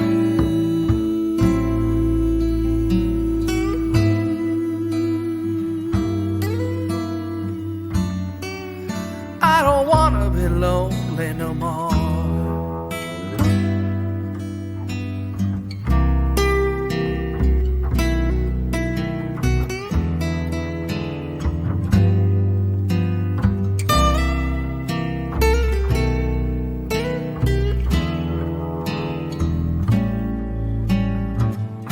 I built so many walls around me, no windows, no door.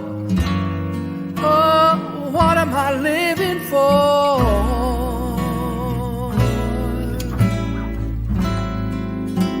I need some light to come through.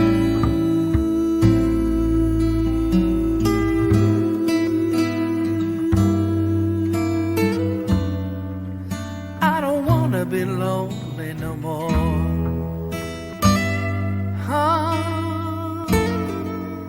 I don't wanna be lonely no more.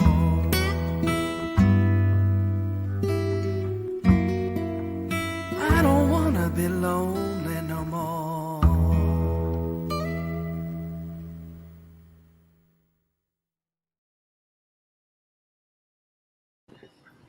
Well, Lenny, I don't know. The versatility of your voice is extraordinary. I Oh. mean, you sound so different in that song than the previous songs. I mean, it's extraordinary. I mean, the range is and the versatility is incredible. Thank you. It's like you get that CD and you get several different versions of Lenny in it. I mean, that's incredible. I mean, it's really cool. That CD has to be re-released and pronto. Oh, well, thank you. Yeah, I'll see. I certainly have some left. That's for sure. Oh my God. Well, Tess Labella, I always love to show the guests and share with the guests the comments that come in from our viewers around the world and our lovelies. Tess in Florida, love this. So loving your music, Lenny. Yes. And Marcia, Lenny, you must have the biggest heart. Yes, he does. And Kathleen Walker giving you lots of claps from New York City. Mary Bishop, fantastic, Lenny. Love it. Marianne, of course, such a great recording. Here. Bravo from Marcia. And Tess wants every song, don't you? I mean, every song is different. I mean, it's incredible. A lot of times, you get music, you get CDs, you get material, and a lot of it, song after song, just sounds like the same stuff. But the versatility and the variety in this CD is extraordinary. I was hearing it earlier today, and just hearing it now in my headphones as we're broadcasting it live on the show is reiterating you're extremely talented, my friend, in so many different thank areas. you. Very chillaxing. Juanita in South Africa. Jennifer Barry having a great time tonight. That's terrific. I'm so glad I'm hanging out with you guys. Her friend Ken just put on Pennsylvania Polka on TV. What? That is funny. And Tess wants every song. Bravo. I mean, really beautiful stuff here. So, is there another CD in the offing? Oh God, I don't know. I do want to say all of these are up on my YouTube channel because I wasn't sure how we were going to do anything. I had a friend of mine. Thank that friend. Yeah, no, he did every song. He put every song on a track for YouTube. So if you go to my YouTube channel, which is just Lenny Watts, all the songs are on there on the CD that you can listen to. So absolutely. Yeah, there is a really nice variety. I have to say, it took me years to try to even be able to listen to it because I'm such a terrible, critic of, I just didn't want it. I mean, I'm finally at the point, you were playing it. I'm like, okay, that sounds good, right? This isn't horrible. This is nice. And I can kind of listen to it at the beginning. It was so connected to the memories of putting the CD together and how hard it was and how stressful it was. And all of my insecurities that, that were now laid on disc, for forever, and so I hear every little tiny thing, but it's the way you put it. Takes care of a lot of that. And I've also, grown and changed as a person and so it's a lot easier for me to listen to than it was at the beginning, for sure. Funny you say that because we've been talking about that a lot on the show, and I've mentioned on the air here that for me, usually I don't like the thing I just did when it comes to within our industry and our career. It could be a television show, it could be radio, it could be stage, it could be anything. Usually I'm so invested in the emotion of what we just did, what I just did, and all the blood, sweat, and tears and the emotion and striving for excellence and trying to hit the mark and trying to do all the things that need to be done. Usually I will find 55, maybe 56 things that I personally didn't like about it. Mm-hmm. Yet everybody else is saying, my God, that was terrific. Producers, whoever. I love it. It was terrific. You nailed it. Brilliant. On the money, on the mark, spot on, all these great things. But it takes me a while to really appreciate that because I've invested and the expectation and all the stuff that you roll into it that I don't think sometimes the consumer of it sees, because you make it, the key is to, which we've talked about on the show too, is to make everything look so fluid, flowing, and easy and effortless. So you're not coming off like there's any sort of, judgment that you have on your own work. It's being presented in such a way that it's so effortless and easy and flowing and cohesive. Yet when you look at it or you hear it back immediately after, you're looking for the things that you didn't do right, or maybe I should have done this, or why didn't I try that, or maybe I should have done that. But like what you just did and listening to these songs, I could do the same thing by pulling tapes out of stuff I did on television or what have you, years back, and appreciate it now and appreciate what they were saying then about how it was terrific or I hit the mark or whatever. I can actually, because I'm emotionally removed from the urgency of what I just did and all the investment that was made, not financial investment, personal investment in who you are into it. And it sounds like you're very similar that way, which is really cool. Yeah. And it also, like, teaching and directing has really helped me with that, because I started to do the, physician heal thyself thing, because it's the same stuff that I tell to everybody that I talk to and that I work with.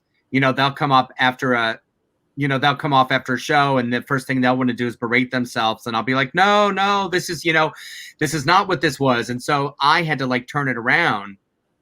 When I start doing the exact same thing that I help other people go through, get through, I had to tell myself the same thing, which is, it's not that, it's not that way. This is not what it is. But it's hard, it's a hard, I'm always leery of the people that can just sit down and really, really enjoy themselves right off the bat. I'm always a little leery of that, Yeah. Isn't this wonderful? It's a little crazy, but yeah, it's hard. It's work, it's constant work on yourself and how you feel about yourself. And has it ever stopped you or blocked you from doing something that you wished you had done because of this self-critique Did it ever stop you from grabbing that opportunity or taking that risk or going in that other direction or continuing in another direction because of all of that? Because of the headache of knowing there would be the self-critique involved. Yeah, I mean, I always have, you know, I've gotten better, like I said, as I've gotten older, but my own feelings of self-inadequacy and not being as good as everybody else and not being able, I mean, I think that kept me from having even a bigger, better theatrical career. I mean, I would get really, really, I would talk myself out of auditions. I would talk I had agents and managers that would send me out, and I would figure out how not to go, and I wouldn't go, and then I would get there and I would be so intimidated and so, you know, it just would be so traumatic to go through some of that stuff. And so that's why I loved working at Theater by the Sea so much, because once I got in, I was able to be who I was, and they saw that and they just kept using me. You know, it was like a great thing to be a part of, because I didn't have to keep putting myself out on the line every time. They would just call and say, "Hey, do you want to do this next year? Do you want to do that? Do you want to do this?" You know, and so that was in one way really great for me, and in another way it was really not great for me, because it kept me from having to put myself out into the world.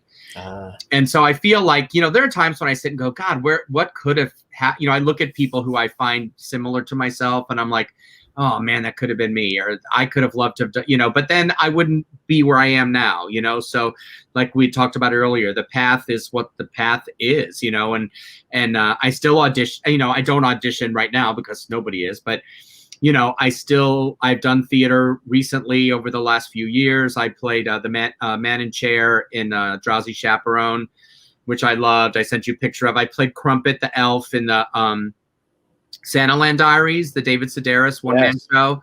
Oh yeah, I did that a few Christmases ago, and you know, I continue to do cabaret shows and stuff. I tell myself I'm not going to do it again, and then immediately start working on a new show. I'm working on something new now, you know. So I try to. I have to.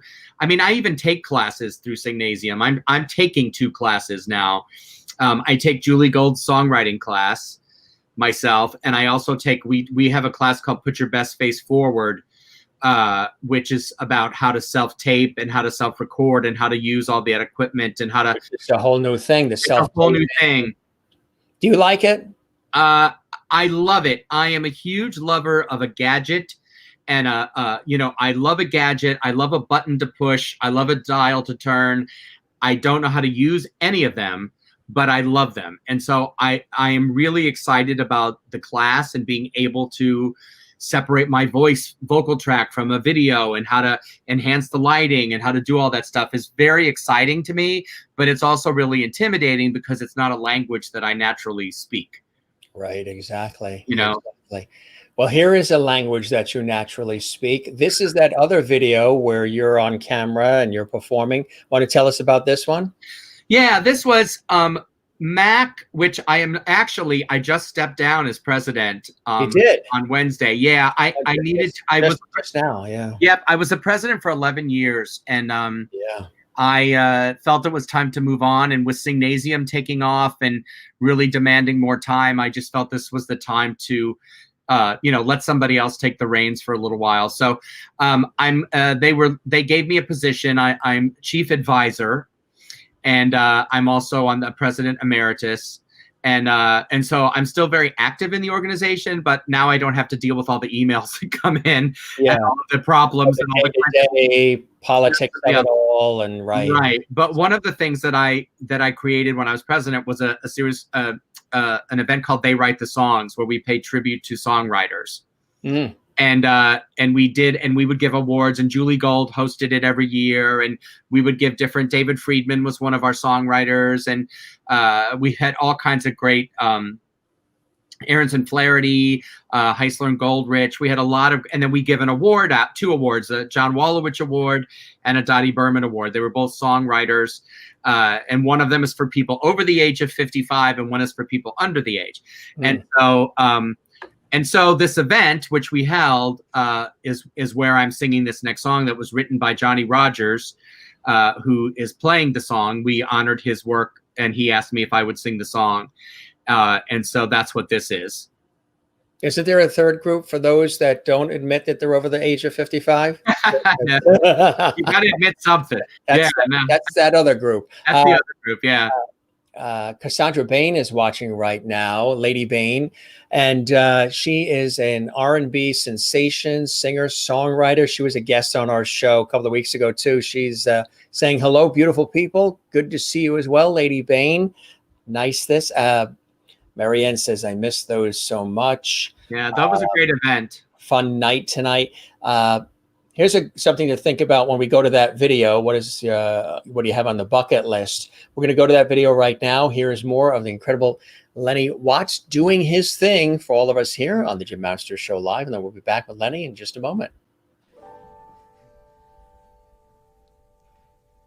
And the truth is we're not getting any younger, and the years are getting hard to pursue.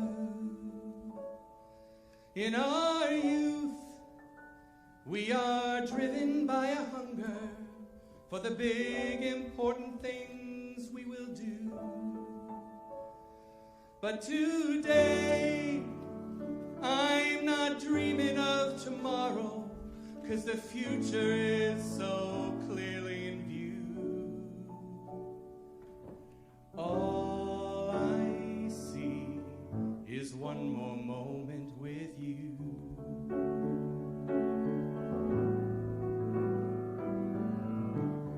I've never known a dreary sunrise. I've never known a good goodbye.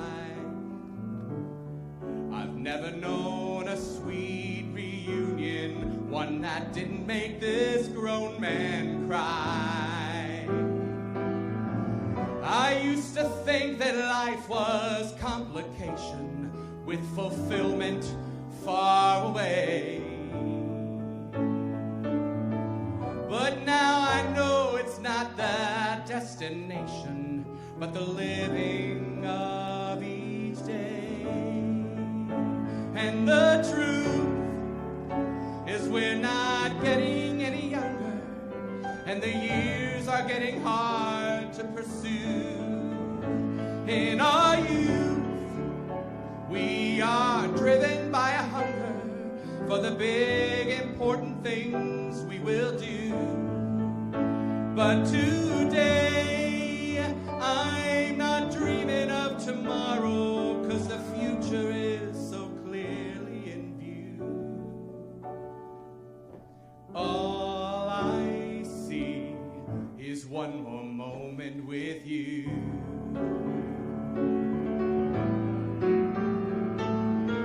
In time we learn about the chain reaction, which can bring us heart to heart. While we all simply yearn for satisfaction, we forget the simple part.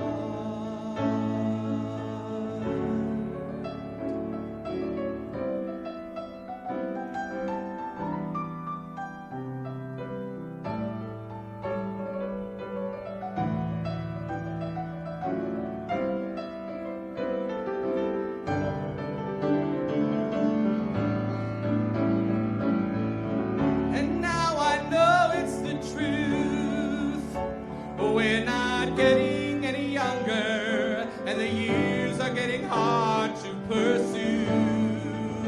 In our youth, we are driven by a hunger for the big important things we will do. But today, I'm not dreaming of tomorrow, 'cause the future is so clearly in view.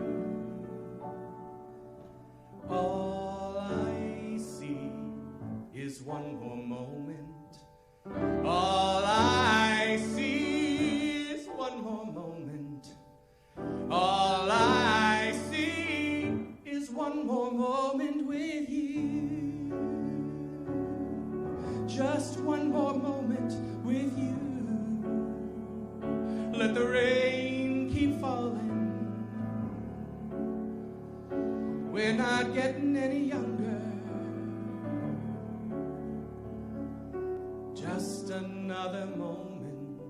with you.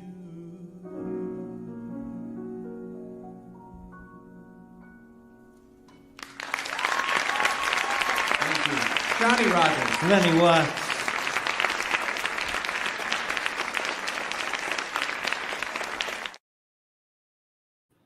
Really nice. Really nice. What do you think of when you see that? And that brings back, I'm sure, some good memories for you, Lenny. Yeah, I mean, it's so funny to watch this stuff. I mean, I don't ever watch this stuff, so it's kind of cool, and as I'm watching it, I'm trying hard not to remember the time that I, how it felt in my throat or how I felt, I mean, it's just trying to enjoy it. And I love this song. Johnny Rogers is another incredible songwriter. He's written so many great songs, and it was so great to sing it. And yeah, it was cool. I mean, I miss live performing like everybody else. I really, like, part of me was just going, oh man, I wish I could have that opportunity again to get on stage and have that, have that connection and have that, that feeling with the audience, which the back and forth, exactly, and the energy of the audience and feeding off that energy, exactly. Kathleen in New York says, wonderful, loving it. This should make you feel really good if you're doubting yourself at all. Just listen to what we say here in the Lovities. Very nice from Jennifer Barry. Kathleen, wonderful. Ernestine Webb, claps, claps, claps. Marcia, very nice performance. Lenny, lovely. Lenny from Jessica, outstanding from Mary Bishop. Lenny, so touching. I love your voice. Juanita, South Africa, still with us, even though it's late in the evening for her. Wow. It's like 2 a.m., 3 a.m. Claps, Merlin in Canada, same thing. Lots of love and claps and hearts from Jennifer in Pennsylvania. Marilyn in Kansas, I could listen to your voice all evening. Thank you. How does it make you feel when you see some of this? Yeah, it's great. I mean, we should do this every Saturday. Come right back on. Sensational, and no matter what song you were singing, all the lyrics are heartfelt as well. And you're a Loverty now. That's right. We already mentioned that earlier, and you really are. That's well, you knew that already. You knew you were going to be. Let's go through some of the cool photos you sent too. Tell us about this. This is cool. This was a show I did several years ago. I had like a really kind of crazy 5-year span of life. I had lost both of my parents. I turned 50. I found out I had diabetes. I was like in between jobs. It was like the worst time. And everything at once. Yeah. And so I was walking around and I saw, this was at the time of Bloody Bloody Andrew Jackson that was on Broadway. And I'm like, oh my God, this is Bloody Bloody Lenny Watts. Like, that really describes my last 5 years.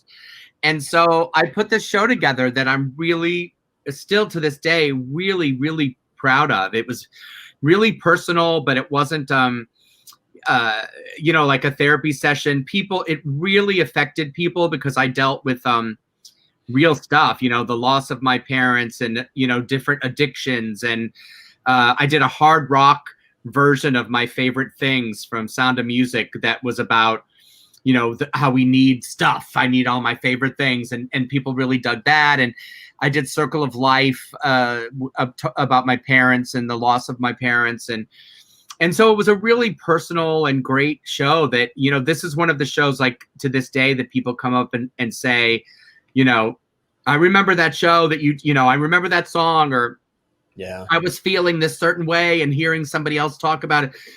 It's really a cool thing what we do, that we can affect people like that, and have them, like, we are all little pieces of these other people's lives that we realize when we're in the middle of our own life, And when they go, part of us goes with them.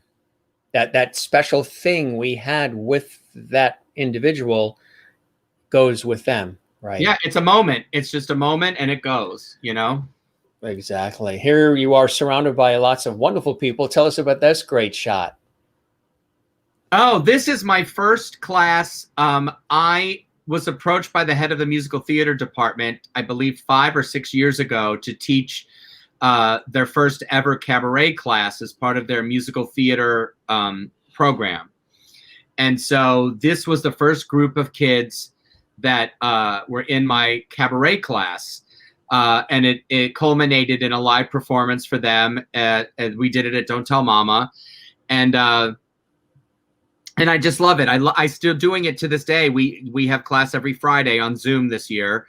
But I really, really love working with these younger people because, and I really try to say all the things that nobody ever said to me when I was that age, to try to be honest with them and try to help them and try to figure out really who they are. If you go through a musical theater or a theater program in college, a great deal of time is spent stripping you of everything that makes you individual and unique because you need to fit into these roles, right? So these kids get to their senior year and they don't know who they are. So our whole class is really about them being able to find out who they are, what they bring to the table, what separates them from every other person that's out there doing the same thing that they're doing. And so I've really, really looked forward to that class every year. We do it once a year in the fall. But that was our first group of kids from Marymount. Very beautiful. Here's another cool shot. Oh, that's Man in Chair from Drowsy Chaperone. I loved that so much. I had stopped doing theater for a while, and this was my first back. And then the next year I did Crumpet, and both of these roles are non-singing roles, and so it was really fun to be able to do a show and not have to worry about singing. So I really enjoyed that. That's a great show. That's another shot from that. Really nice. I don't know if you know the show, but it's so much fun. Oh yeah, absolutely. Yeah, it was such a great show to do. And of course, we'll show this again because there's so much love in this shot. Oh yeah, I love her. Mm. She's the best, man. She is the best. Mm-hmm. Cool shot here. Yeah, this is from a production of How to Succeed in Business that I directed. I've directed several theater productions, and this was one that when I was going through my pictures, I was like, oh, these are kind of cool pictures. So I was really proud of that production. This is from the national tour of Wizard of Oz. We did it in this, I played the lion. I'm right there in the middle. And we toured the United States for a year. And then this is from Korea. We went to Korea and did it for 3 months. And if you look all the way over, you'll see someone who looks like he's dressed as a grasshopper. Yes. On the right. In Korea, they added a narrator who was an ex-sumo wrestler who played the part of the grasshopper, who would come on intermittently throughout the show and explain to I have so many grasshopper stories. I mean, there's another picture of me with the grasshopper in the dressing room that has a whole story behind it. But that's from the Korean cast. They merged the American cast with a bunch of Korean actors, which was really cool to work with the Korean actors. They had to learn the whole show phonetically. Wizard of Oz there is not as big as it is here. Obviously, they know the story, but it's not like iconic like it is in America. Sure. So that's why they added the grasshopper to every story. That's another picture from How to Succeed. That's Miss Jones and the boys. That's me as Crumpet the elf. That was so much fun, so much work. I got the script, it's like a one-man show, and I got this script that was this thick, and like for 4 days, I would just open it up and go, nope, nope, not gonna happen, nope. And then I finally just like dug in and dug it, and finally, obviously, got it under my belt. But that was a huge amount of work. I've never done a one-man show like that. I mean, I do my own cabaret shows, but I never did a show like that. And that was a lot of fun to do. So was the nope coming from the fact that you didn't think you could pull it off? You would satisfy your expectations? Where does the nope initially come from? The nope came from you are never going to be able to memorize all of these words. Oh yeah, that's honestly, memorization is tough. Yeah, I just looked at it and I was like, this is never going to happen. This is what have I got myself into? There's no way. that I could ever get all these words into my head. There's no way. And then I did what I tell everybody else to do. If you take that time that you're saying no and actually try to memorize a chunk of the script, you'll have it done. And I just did a little bit at a time, and finally, it was in me. But it was really daunting when you get something like that and oh my God, and it's a short rehearsal period for regional theater. You don't rehearse for 6 months, like they sometimes do on Broadway. It's like a 2-week rehearsal period. Right. So I wanted to go into rehearsal being off book as much as I possibly could so that I didn't have to stress about that. So, but I just had to buckle down, and, it's one of those things, part of being a performer, that's just the basic thing that you have to do is learn it, memorize it. That's the basic thing before you even do anything else, Exactly. Oh, that's me singing with my mom.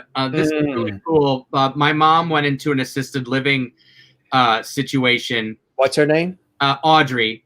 Audrey Watts was her name, and she was a band singer. And her and my dad, their song was Always, Irving Berlin's Always. And so I went in. This is about a year before she passed away, and I was asked to do a show at the assisted living center.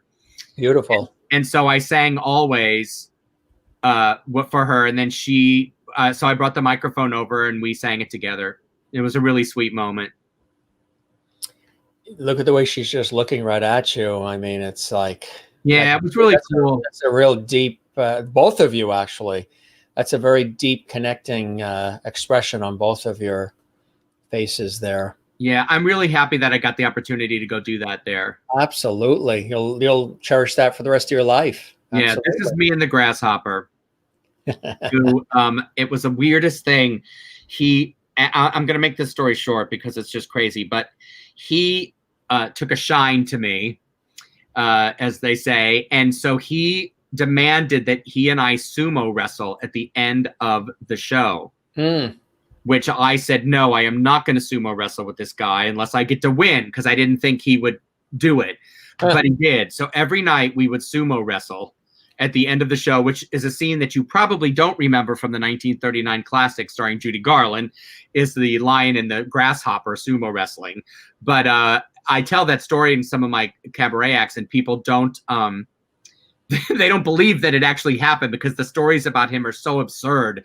He would come riding on a little tiny red tricycle in that getup, and he would just come riding on in the middle of a scene, and they would turn off our microphones, and we would have to continue doing the gestures, and he would speak in Korean to the kids, and then he would just ride off whenever he wanted to go. So it was quite an experience with the grasshopper. That is cool. Yeah, it was really funny. This is the first show that I ever did. I had just, like I said, lost all this weight. That's me in the back. I played Duty in Grease. I would point to it, but it doesn't matter. But I'm in the back there next to the guy in the gold jacket who was playing Teen Angel at the time. But this is the first show that I ever did. Yeah. That is cool, huh? Yeah. It's kind of cool to have that picture. Yeah. Lenny Watts, this is your life, and I'm Ralph Edwards. Karen? This is me and Karen Mason, who I adore. She teaches for us at Singnasium, and Karen Mason is the first cabaret act that I ever saw when I moved to New York. It was at the Rainbow Room. I don't know if you were ever there before they closed, but you would sit up there at the top of NBC, 30 Rock, at the top of the top, and it was all glass and the most amazing view. And what is it now? Did it turn into anything? I think catering. I think they use it for like weddings and things. But I didn't know, a friend of mine got tickets and said, do you want to go see? And I didn't know who she was at the time. And I went, and I was like, wow, what is all of this? And then now we're really good friends. We teach together. We work together. She's in our One Voice video. She teaches a song study class for Singnasium. We talk all the time. And so this is just a great picture that I just love this picture. Like to me, it represents that if you follow, a path, that you can, I never thought at that time that I would ever be standing in a white tuxedo jacket with my arm around Karen Mason. I mean, you know what I mean? It's like you can just, it's still mind-boggling to me that I've met some of the people that I've met and worked with. When I was at the Metropolitan Room, I booked Linda Lavin. Oh, sure. Yeah. Lovely. And I was in the office next to the dressing room, and I said, oh, I have to call my mom for her birthday. And she goes, oh, she said, you want me to sing to her? And I was like, oh my God, that would be amazing. My mom was she loved Alice, and so Linda Lavin. So I called, and my two of my sisters were there. And I said, hey, hold on for a second. Somebody wants to talk to you. And the second Linda Lavin started singing, they knew who she was, and she started singing Happy Birthday. And I could hear my sisters going, in the background. But I will never forget that. I mean, that was like such a lovely thing that she did. No, that's like, absolutely. Yeah, it was pretty cool. This is me working on The Spirit of New York. 1989. That's me. About that earlier. Yeah. Yeah. This is where I started. This is, I worked with Idina Menzel there. I worked with Chris Sieber, who has become quite a Broadway star and television star. Harold Perrineau, who was in Lost forever, in Oz forever. I mean, a lot of people worked on this boat, and so I worked there for 6 years and became like I said, the entertainment director. But this is where it all started, in New York City, in the harbor of New York City. Very, very cool. Really nice. That's cool. It's great when you get a chance to remember all these great accomplishments. Yeah, that's me. That's his Bloody Lenny Watts. This is like a recent like performing photo that I think is kind of cool. So this is the national tour of Music Man. This was the whole cast doing that. I did the anniversary tour of the Music Man, which was really fun. This is a cabaret show that I did with a mullet, and I did that with Idina Menzel, who's sitting on the stool. It's Rob Marone. Idina? Really? That's Idina with the big 80s hair.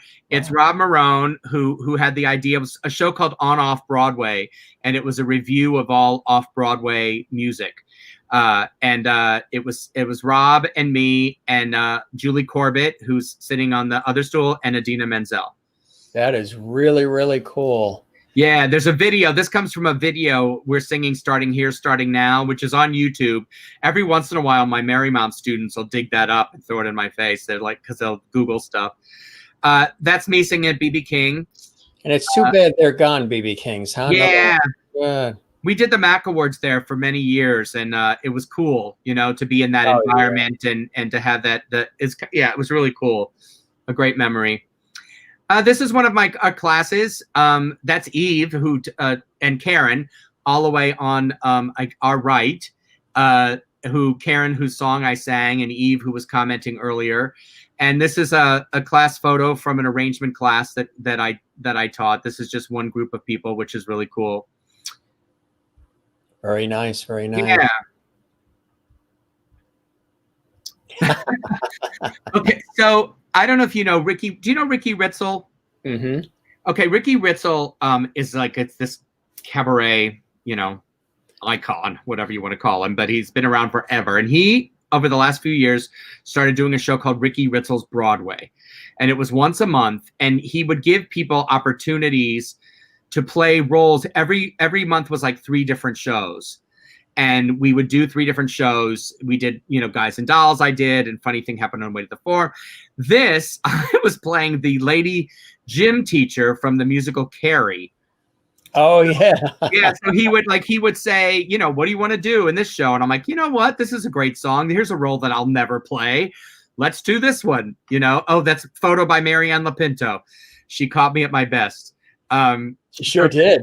Yeah, so that's just a funny thing. Like, I was able to play Seymour and Little Shop of Horrors there, and Barnum. We did Barnum. I played Barnum. So it was a really great. It's a great opportunity. I'm sure it will continue when we're able to be in a room together, for people to do and explore these roles that either they should play for some reason but never have, or will never play. And this is one that I will never play. For 5 years, I was a master teacher at the Eugene O'Neill Cabaret Symposium, who, under the artistic direction of John McDaniel, who's at the piano, and Barb Younger, who I'm standing next to. She and I were the master teachers for the cabaret 10-day cabaret symposium that would happen every year at the end of the summer. And I just loved going up there, and I hope to be able to do it again. when we're able to go in other places. But this is one of the shows that we did, and I loved working there. It's so beautiful up there. It's probably not far from where you are. It's right on the ocean.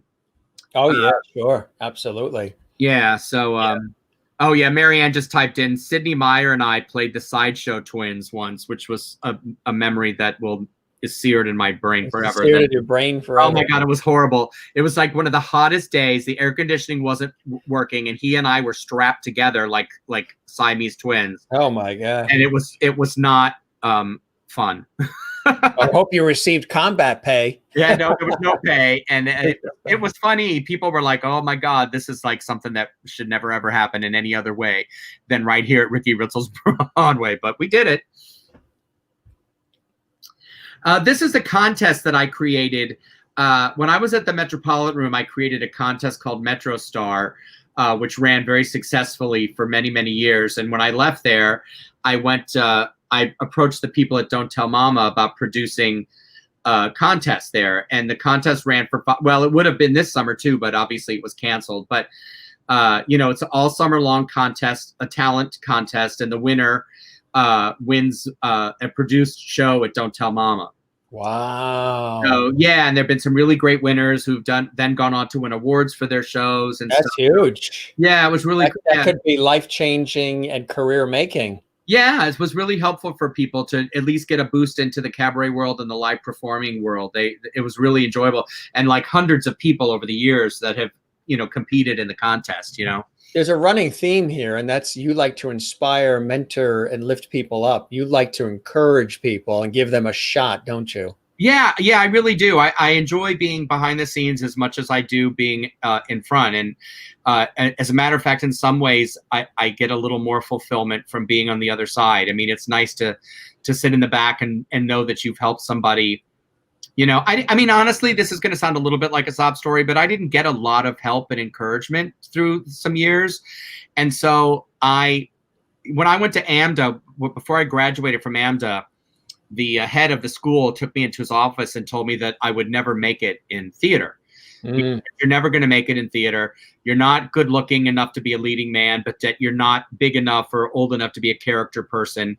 He suggested that I watch Charles Lawton movies to learn how to do that. And he basically said that I would never make it in show business. And so it has been my mission to move forward and not only to try to seize opportunities for myself creatively, but to help other people and I work with young kids through outreach and the Marymount students. I mean, it's a big thing for me to try to encourage people to follow their dreams and to work and to pursue what it is that they love and not have somebody tell you that, this ain't going to work for you, So, I mean, I always tell people that any success that I've had has been in spite of years of that kind of stuff, So it's it's a common story, I think, in show business, where people. I think Lucille Ball was told that once. She wasn't funny. She wasn't going to amount to anything. And then look at that. I mean, there's two ways that you look at it. Some people take that and they hide under a rock and you never hear from them again. And others take that as sort of like ammunition to say, you know what, I'm going to prove that person wrong. You just did one of the best things you could by telling me I won't make it. And you obviously went in that direction. Yeah, you have to. I mean, you just have to, for me, there was no other choice except to just keep moving forward and however that manifested.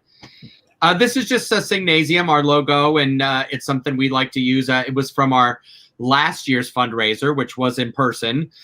We were able to do that, and it's just kind of a cool picture about Signasium. Where is the actual location for it in the city? Right now, well, normally right now we're doing Zoom, but we were working out of a studio space right next door to Birdland on 44th Street. Oh, yeah. Unlike Studios. Sure. And that's where we had been teaching for like the last year and a half before all of this, stuff hit. Mm-hmm. Yeah, our goal is to have our own space. Right now we're renting space, but our big New York goal is to have our own space. And then our big term goal is to have like Signasium California, Los Angeles, Signasium Chicago. I mean, I think there's a real need for this kind of a situation. Who is this guy? Oh, some hack. It's just just another performance picture that that I thought was kind of cool. That is some hack. Yeah, some hack. Nice, And nice dinner jacket. Yeah, well, I get as much use out of that as I can. Yeah. This is a group.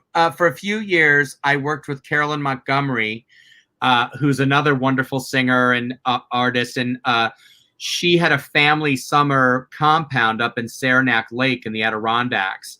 And she and I partnered to do the Singers Retreat at Heron's Landing, which was we did for, I think, 4 summers. That's Karen Mason, actually, again, because we team taught. This was on the night we made s'mores.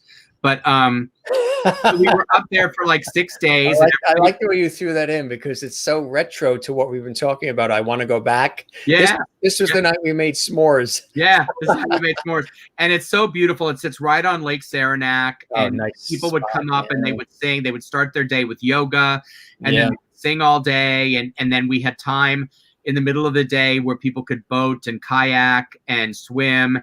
It was a really, really wonderful Very thing like- we did. Yeah, sort of like recharging, refreshing, rebooting, re-energizing, right? And sometimes you need to go to places like that for that to happen. You got to get away from, the urban sort of situation for that to really sink in, and it's sort of in touch with nature and which absolutely. And it's funny because, you would see these New Yorkers would show up on the first day and they were like, everybody was like this. Tense. And, and then you would see as the week went on, everybody was attentive. Yeah, they would just melt down. And then I mean, some of the people that did that I'd worked with in the past, I did the best work they'd ever done because they were just out of this, They could leave it all behind, right? Yeah. Exactly. Another cool shot. Yeah, that's another shot from the O'Neill with the other teaching artists. Tracy Stark and Matt Baker, Brian Nash, they were the musical directors, and Brad Simmons, who runs the teen program at the O'Neill. And at the end of the it's kind of like summer camp, and at the end of the 10 days, we do a big camp show. And this was all the teaching staff performing at the O'Neill. That is really cool. Yeah, it's cool. It's such a beautiful place. Yeah, right. This is one of the classes, Signasium classes, working in the studio. And I don't know what class we're doing, but I just thought this was kind of a cool picture about what we do with the classes and the range of people that work with us in the classes. Did you ever do the Goodspeed Opera's Writers Colony? I did that with Pepe Castro and June Rachelson Aspa, and it was awesome. Where you go for several days and everybody comes with all of their scripts and all of their material, and they sort of present it and act it out and share it with all the other creatives. And they're like they're not pitching it, but they're presenting it amongst fellow creatives so they can sort of bounce ideas off each other before it gets presented to, larger entities. Right. Theaters, Broadway, what have you. And you stay in sort of your own little, it's not a chalet, but it's sort of like your own little house, a condo type thing. It's in Connecticut, just around the corner from the Goodspeed Opera House. Mm-hmm. And it's like a writer's colony, and it's very cool. And I got invited to join them and do that for a couple of days. And it was really amazing. Things like that are incredible. Yeah, it sounds very much like the similar to what they do at the O'Neill. Those things are amazing. I mean, those are like life-changing, times for people, I think. Yes, absolutely, absolutely. Oh, that's just another picture of the class. It's really cool. This is another showcase, just another group of people that we work with after one of the class shows at Don't Tell Mama. The interesting thing about Signasium is that it attracts people of all different ages, levels of experience, even levels of talent. Some people just love to sing. They know they're never going to be on Broadway. They have no ambition to be on Broadway or be a recording star, but they love to sing. It feeds their soul. Then we have other people who, went to school for musical theater and they want to get better, or they want to learn how to sing jazz, or they want to do so. That's one of the things that we take, great pride in at Signasium, because it's just, you will meet like a really diverse group of people who all share the common bond of the love of music, but they're all in different places in their own journey. So this is just like a picture of the, a different group of people that we work with.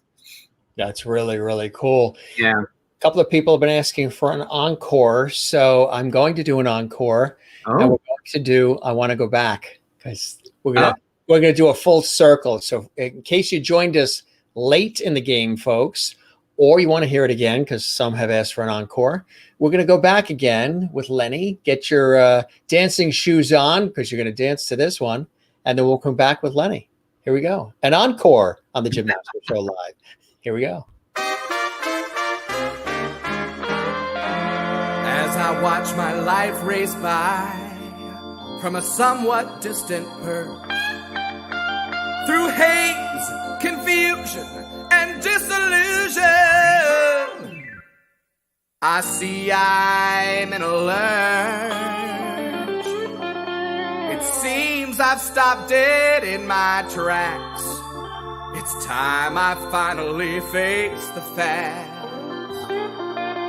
Alright, I'll get down to brass tacks.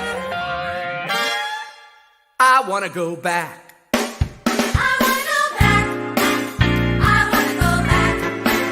I wanna go back to the time when I knew where I was at. I wanna go back. I wanna go back to the yard and the friends and the fun, to the nights under stars, to the days in the sun. I wanna go back.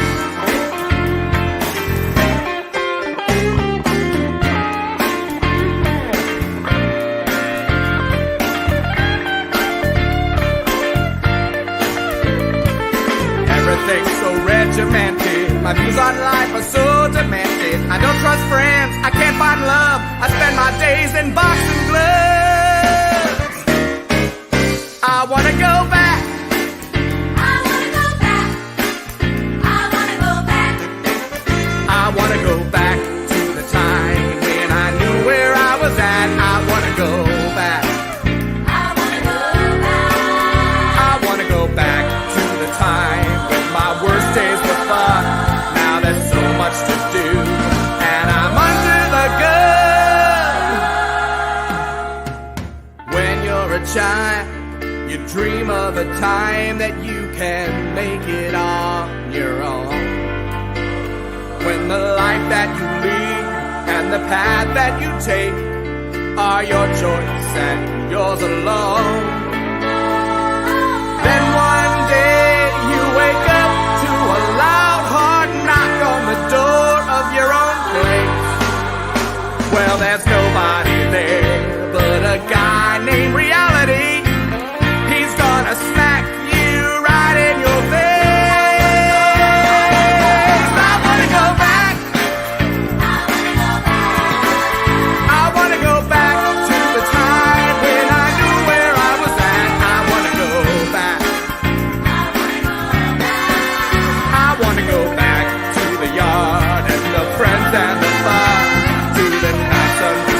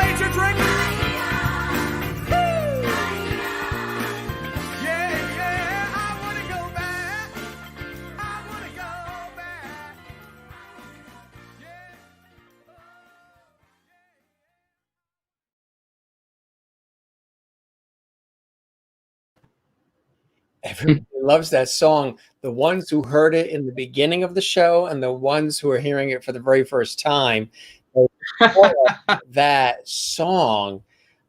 This would be a great song to play on her Gretsch drum kit. That's awesome.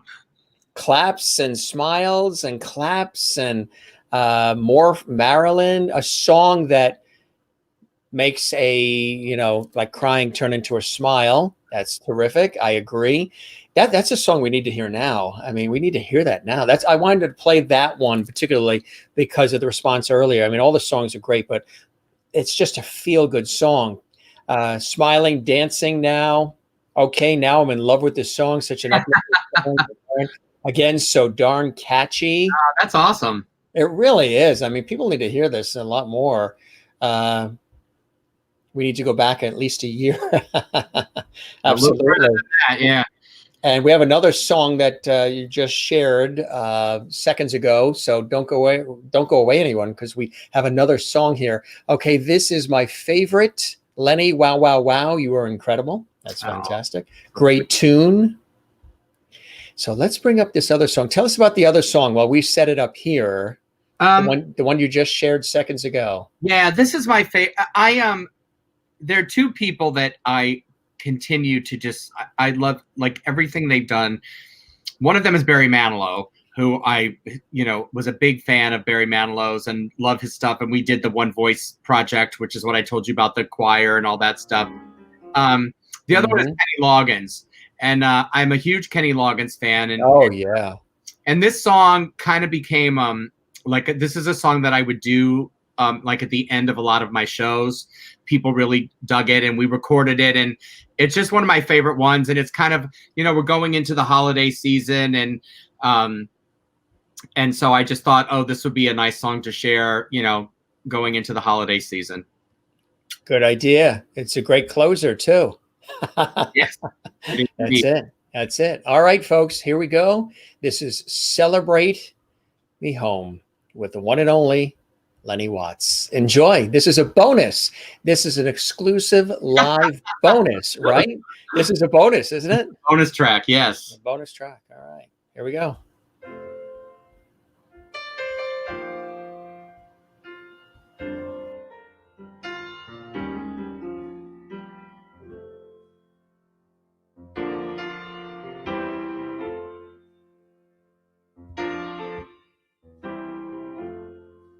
Home for the holidays. I believe I missed each and every face.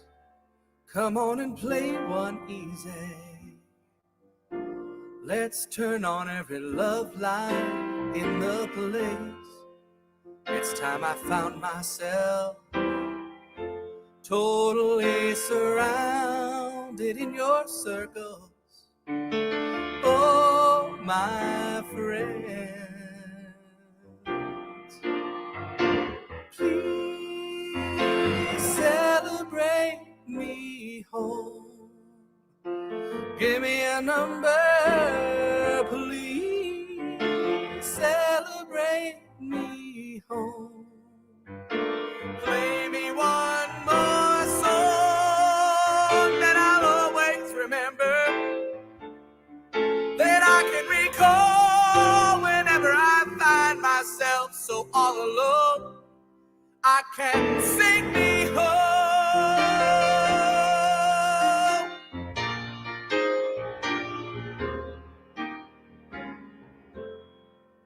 Uneasy highway, traveling where the westerly winds can fly. Somebody tried to tell me, but the man forgot to tell me why. I gotta count on being gone. Come on, mama, come on, daddy, please. What do you want from me? I'll be strong, I'll be weak, I'll be weak. Please celebrate me home. a number, please celebrate me home. Play me one more song that I'll always remember, that I can recall whenever I find myself so all alone. I can make believe I've never gone. Let me know where I belong. Sing me home, celebrate me home. Give me a number, please. Play me one more song, y'all.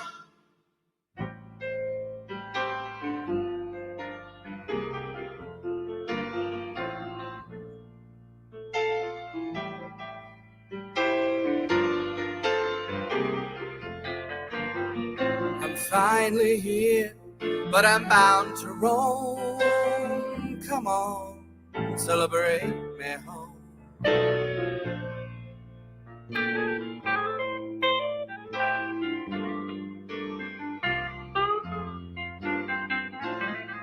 Oh yeah, yeah, yeah, yeah. Whoa, whoa, whoa, yeah, yeah. Whoa, whoa, whoa, whoa.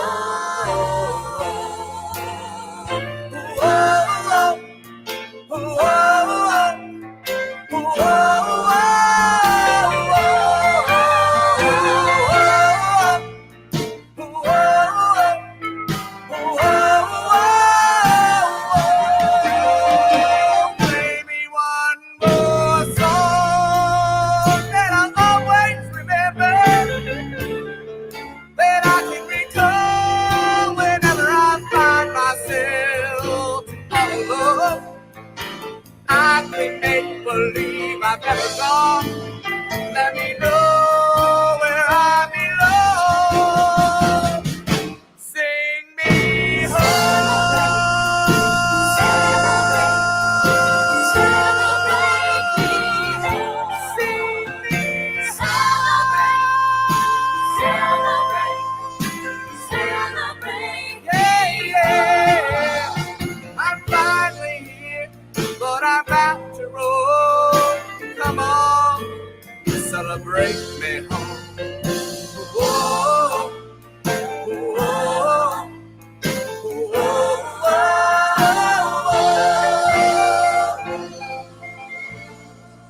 I'm finally here. Give me a number. Play me one more song.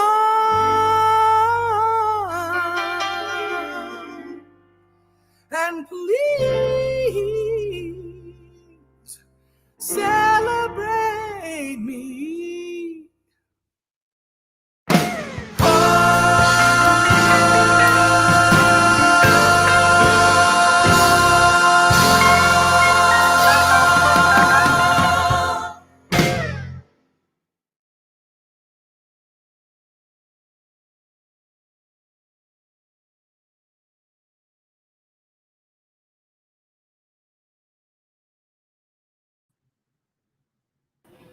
Just a little bit of a pregnant pause so they can soak it all in.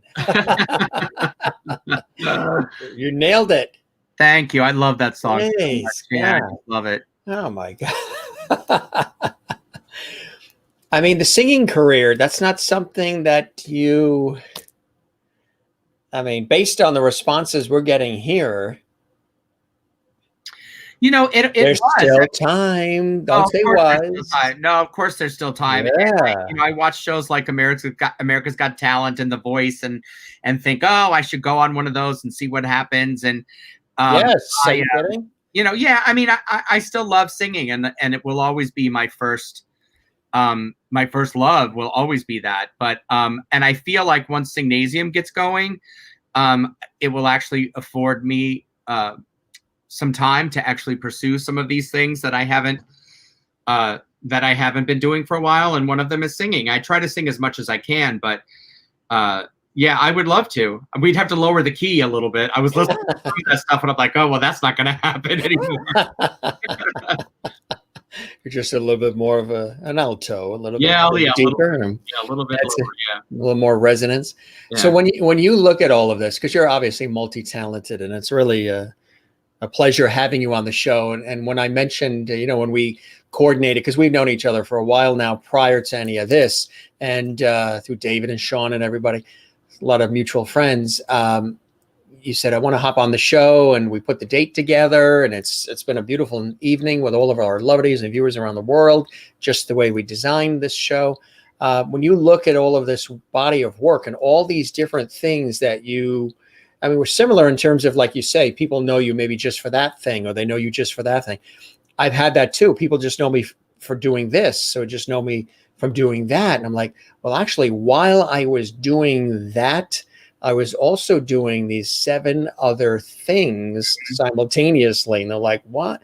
So I've always, like you, have done multiple things, lots of, juggling lots of balls in the air at the same time, which can get crazy. But when you look at it all, you must realize the blessings and the joys that have come your way, and that continue to still come your way. And that's a reflection of the essence of the person who Lenny Watts really is. I mean, it's the reflection of who you are, your heart and soul, that people connect with, whether it's through teaching, whether it's through singing, directing, producing, booking people as you did for a long time. It's a reflection of the essence of who you are, the light that shines out of you, the energy that comes out of you that people connect with. And when you realize that, and when you look at these blessings, what are some of those things that you think about? And then somebody else had asked earlier about the bucket list for Lenny, if there's anything else that you still haven't done that you would like to do. Well, it's interesting because, as you know, we don't think about this stuff daily.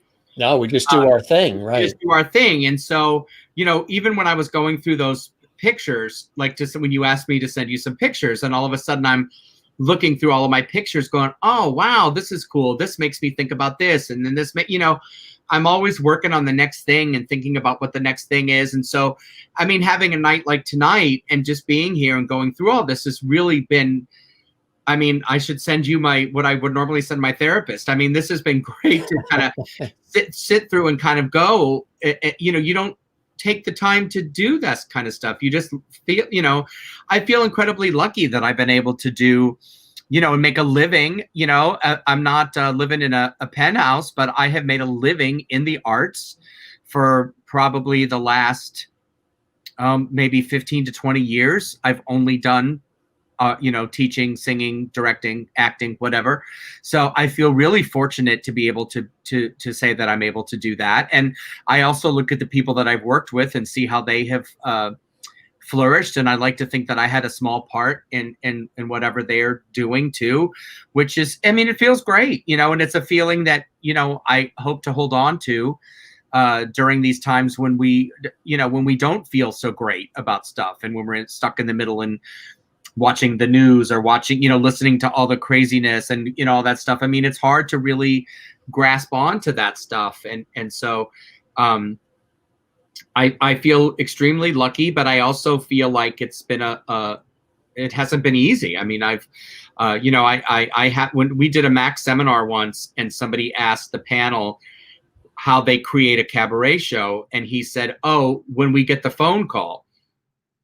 Well, I haven't necessarily gotten all of those phone calls. I've made many phone calls and I've created a lot of things, but I have worked really hard to try to make all of these things happen that are happening. And I have a great support system. Certainly the people that work with me at Singnasium are behind me 100%. And I have a lot of people who I know love me and love what I do. And it's just trying to be able to embrace that and be able to carry that with you through your day-to-day existence. As that in itself is hard work, but I feel like we have to do that to keep our sanity. you know. So that's kind of what I'm trying to do, is just holding on to that and real, you know, and being able to enjoy what I've done. You know, I look back, I've been in New York for 35 years, you know, I just turned 58. I'm like, oh my God, what the hell happened? You know, what happened, you know, but then you get to look back and go, okay, it was a process and it was a road, and, you know, and lots of twists and lots of turns, and, you know, and so no, I feel very fortunate to be able to be here and to do what I'm doing and to make a living at it, at doing something you love. You know that, you know. It's not a lot of people can say they do that. So I feel very fortunate and lucky to be able to do it. Like you, I've stayed with this ever since my sister and I were doing plays in the garage and plays in our bedroom when I was the kid running around with the cassette recorder, pretending to be a reporter, interviewing all the relatives, you know, elementary school, high school, college, all the way beyond. And have stayed with this very, you know, unpredictable, demanding industry that we're all in. But, you know, I don't know if I could be in a cubicle just, you know what I mean? I like structure. I like format. I do like that. Yet at the same time, I do like the fluidity of life, the ability to feel things. To me, it's very important. One of the first questions I always ask, even in my professional work in television, radio, if I do interviews or other kinds of things that I've done in hosting and producing, I always ask why. To me, the why is very important, because if I know the why, then I feel it, because I like to feel it. Because if I feel it, then we can talk about all the rest, the how, the when, the where, the nuts and bolts, you know, of it, the mathematics, the science of it all. But if I feel the why first, why this is, why we're doing, why you've chosen the path you've chosen, why this, why that, to me, that's huge. And I just realized that a few years ago that I'm very much a why person, because I think when I feel it, then it allows me to then want to work further on, again, all those other aspects of how do we do it? How do we make that happen? Which is interesting, you know, when you sort of look at yourself and the choices you've made, like you talked about and shared with us some of the choices you've made along the way that are, again, leading you down this incredible path. You've touched a lot of lives, Lenny, and you've inspired a lot of people along the way. As humble and modest as you are, Lenny Watts, you've touched a lot of people through your creativity, through your singing, through your directing, through everything that you've done, put it all together. And now you have Singnasium, which just inspires people even further. It's a journey you've been on. It's a path you've been on since you left Missouri. And it's one that continues. It's not done. There's a lot more to do, which leads me to that bucket list question that I think Merlin in Canada had for you. Of all these incredible things that you've done thus far, my friend, what are some other things that are still out there that you really would love to do if the opportunities sort of lined up perfectly for you? Well, I mean, I have my bucket list for Singnasium, which is kind of what I said before about creating kind of a national or international situation to be able to teach and bring this music into people's lives outside of New York City, which we're on our path because we are all, you know, because now we're on online, so we've reached people all over. So we're kind of on our way with that. You know, I still have not, you know, I still have a little glimmer of hope for some, you know, for doing a Broadway, something on Broadway, you know, like getting there. I've done, you know, all the way up to there, but I've not done Broadway, and that is still a glimmer, you know, in my eye. And then on another note, that's not. Now look at this. I know him, Chef Collette. Oh. And he met you in Mississippi working in the cruise lines years ago. Oh, wow. Small world. Yeah, no kidding. He's now an incredible chef in Hartford, Connecticut. Oh, that's cool. To say he's followed his passions too. Listen, that's the thing, man. That's the only thing. But my other bucket list thing, which is not a professional thing, is that I want to visit every Disney park before I die. So I've been to the ones in this country, but I've never been to the ones in Europe or in Asia. And so part of my bucket list would be to travel to every one of the Disney parks at some point and experience that. So that's like my big for fun bucket. It's like that would be like a huge thing to be able to do that. So I want to go back. Yeah, I want to go back to, yes, I do want to go back. I had Disney, we were supposed to go in May and it all got canceled because of everything, obviously. And where are we going to go? To Florida or LA? Florida, Disney World with my family. My nephew has become a huge Disney fan, and which is such a surprise to me. I would not have thought that he would be the Disney fans they're rabid. They're like video game fans. They are really. I have a friend, Dan, who's he was on Sorcerer Radio. I guess there's this radio thing which they do all these different characters. I mean, now all you have to do on this show, you're mentioning Disney. Now you've got people coming in. Love that. Mickey Mouse and Disney. Now, all you have to do next to really win them over even further, I mean, I don't know how you could top what you've done already, is mention food. This is a foodie crowd. So what are your favorite foods? What do you love? Do you cook? I did cook tonight. I started my apartment is really small. I would show you, but it's embarrassing how small it is. But I started cooking like many people did during the epidemic. Sure, yeah. So I make a really delicious homemade fried rice that I'm really proud of. I love my fried rice. But tonight I made chicken thighs with mixed vegetables in a vodka sauce over pasta, which was really tasty, that I made myself. So look at that. Elsa, that's awesome. Now, Christopher hasn't had the experiences you've had. He's never been to Disney. He's in Ohio. Yeah. Well, I just love it. I think it reminds me of my family. It reminds me of we took road trips when I was a kid. We always took road trips. We never flew anywhere. And so part of my attachment, I think, to Disney parks is just that whole connection with my family and going on these road trips. And so it gets me, it just gives me all the feels when I go in there for sure. And of course, listen, I could talk about food. I can't make it. But however, tonight's dinner was not bad. But I cooked a lot until they started to open the restaurant. So what was it? The rice? Or what did you make? Tonight, I made chicken thighs, okay. Mixed vegetables, and a vodka sauce over pasta.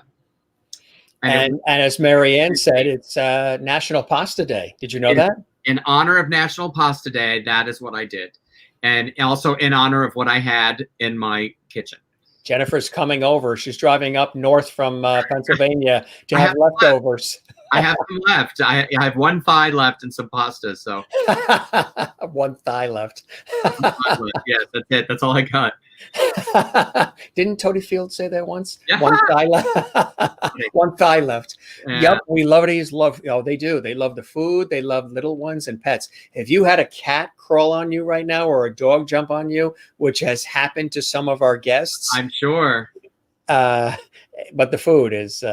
Yeah. So I'm gonna start cooking again. Once it starts to get cold and you can't eat outside anymore. Yeah. You like comfort food? I love comfort food. Oh, of course. I didn't, I didn't get this way not loving comfort food.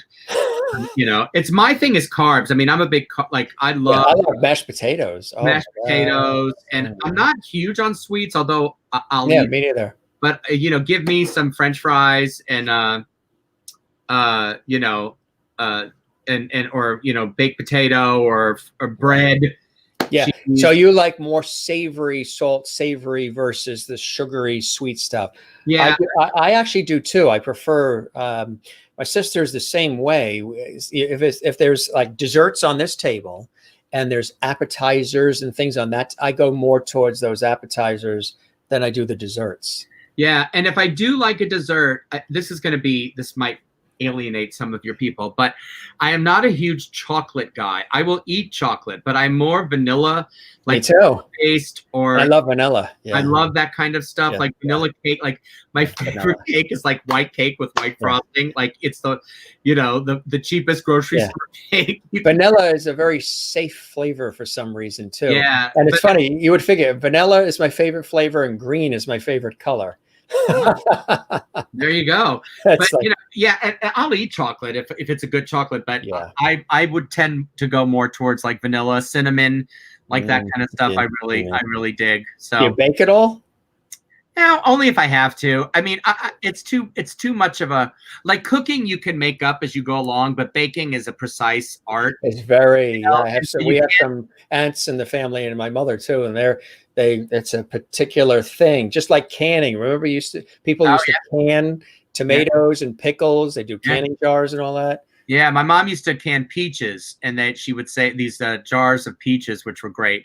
The only thing that I have baked that was really successful was my mom used to make this, and it's a angel food cake mix and a can of crushed pineapple in its juice, and you mix it up and you put it in a pan. That's all you do. There's no eggs, no nothing, and you bake it, and it is so delicious and so like 1972. It's like So that's your favorite. That's one of your specialties. that's a specialty because it's 2 ingredients and in the oven. That's the deal. Yeah, that's cool. That's cool. That is cool. How come you don't have a disco ball hanging around you with the 70s? I have some somewhere. I don't know. I don't have them in my apartment again because it would take up my whole apartment. But yeah, no, I'm a big 70s. My 70s radio is on all the time. I love 70s music. He remembers. Yeah. You can always order a couple of appetizers. Yeah. Well, this is we did a whole Sunday where we did a foodie festival host chat. It was just me with the viewers from around the world. And we did 2.5 hours just on food. And I cooked a whole dinner, meatloaf, mashed potatoes, and cauliflower au gratin, and biscotti. I mean, it was incredible. Oh, wow. They love the food. Yeah. Got that right, she says, Jennifer. Lovities love. Oh, that's really sweet. This has been so much fun. Try to say that 5 times fast. Lovities love Lenny. Yeah, that's a lot. That's a tough one. I like it. But it's beautiful. Sounds like a t-shirt. Lenny, my friend, you are amazing, a brilliant talent with a big heart. And again, as I said earlier, you've inspired a lot of people, and in all the different roles, even as MAC president, which just a couple of days ago, you pass the torch to somebody else to have that privilege as you focus on Signasium and all these other things. If people want to learn more about any of these things, Signasium and other things, where do they go? Well, there's a couple of places. You can certainly follow me on Facebook, which is just me, my name on Facebook. I would love that. And if you want a CD, honestly, shoot me a message and say that you saw me on the Jim Master Show, and I'll we'll talk and I'll get you a CD if you want it. If you're interested in looking at Signasium, you could go to signasium.org.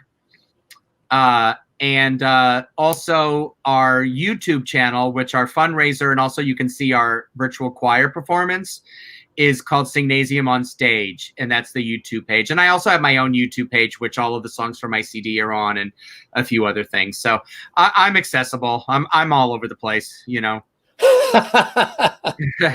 That's it. That's the way it is now, right? Yeah, but yeah, friend me on Facebook, and we can keep up with each other and say hi and all that kind of stuff. Well, what I'm happy about is that we're real friends in real life too, and that's what counts, right? It's been a long time. I knew you back when you looked like your old picture, before you got all long hair and yeah. But when the pictures came up, I'm like, well, this is pandemic. This is I haven't had a haircut since March, and the salon has called like 3 times. Jim, are you coming back? It's kind of cool. I'm enjoying it. You know what I mean? Because it looks great. It's a whole different vibe. I could get away with it right now because there isn't something where Jim, short hair, this, coiffed, blah, blah, blah. So it's something I've wanted to do for a long time, and we're rocking it and rolling with it, Yeah, no, it's cool. You got the hat going, you got the long hair. Come on, it's a whole new thing going. That's it. Yeah, that's awesome. All right, in our home studio. Yeah, right. 2 hours, 45 minutes. Bet Lenny never thought he would be on this long. No, Lenny knew because Lenny watches the Yeah, show. I do. He's a fan of the show. He knew he would be on this long. I This- knew. This is short for me and Lenny. This is like a short night. Yeah, that's funny. Well, we haven't reached the 6-hour mark, so that's good. No.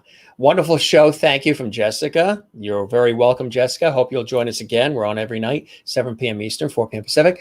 Great conversation with amazing music. Thank you, Jim and Lenny from Juanita, who's still up in South Africa, where it's approaching, I think, like 4 a.m., 5 a.m. wow. And That's awesome. she just loves it. Tess, I don't know if you saw Tess last night. She was amazing. Thank you so much. Good to see you.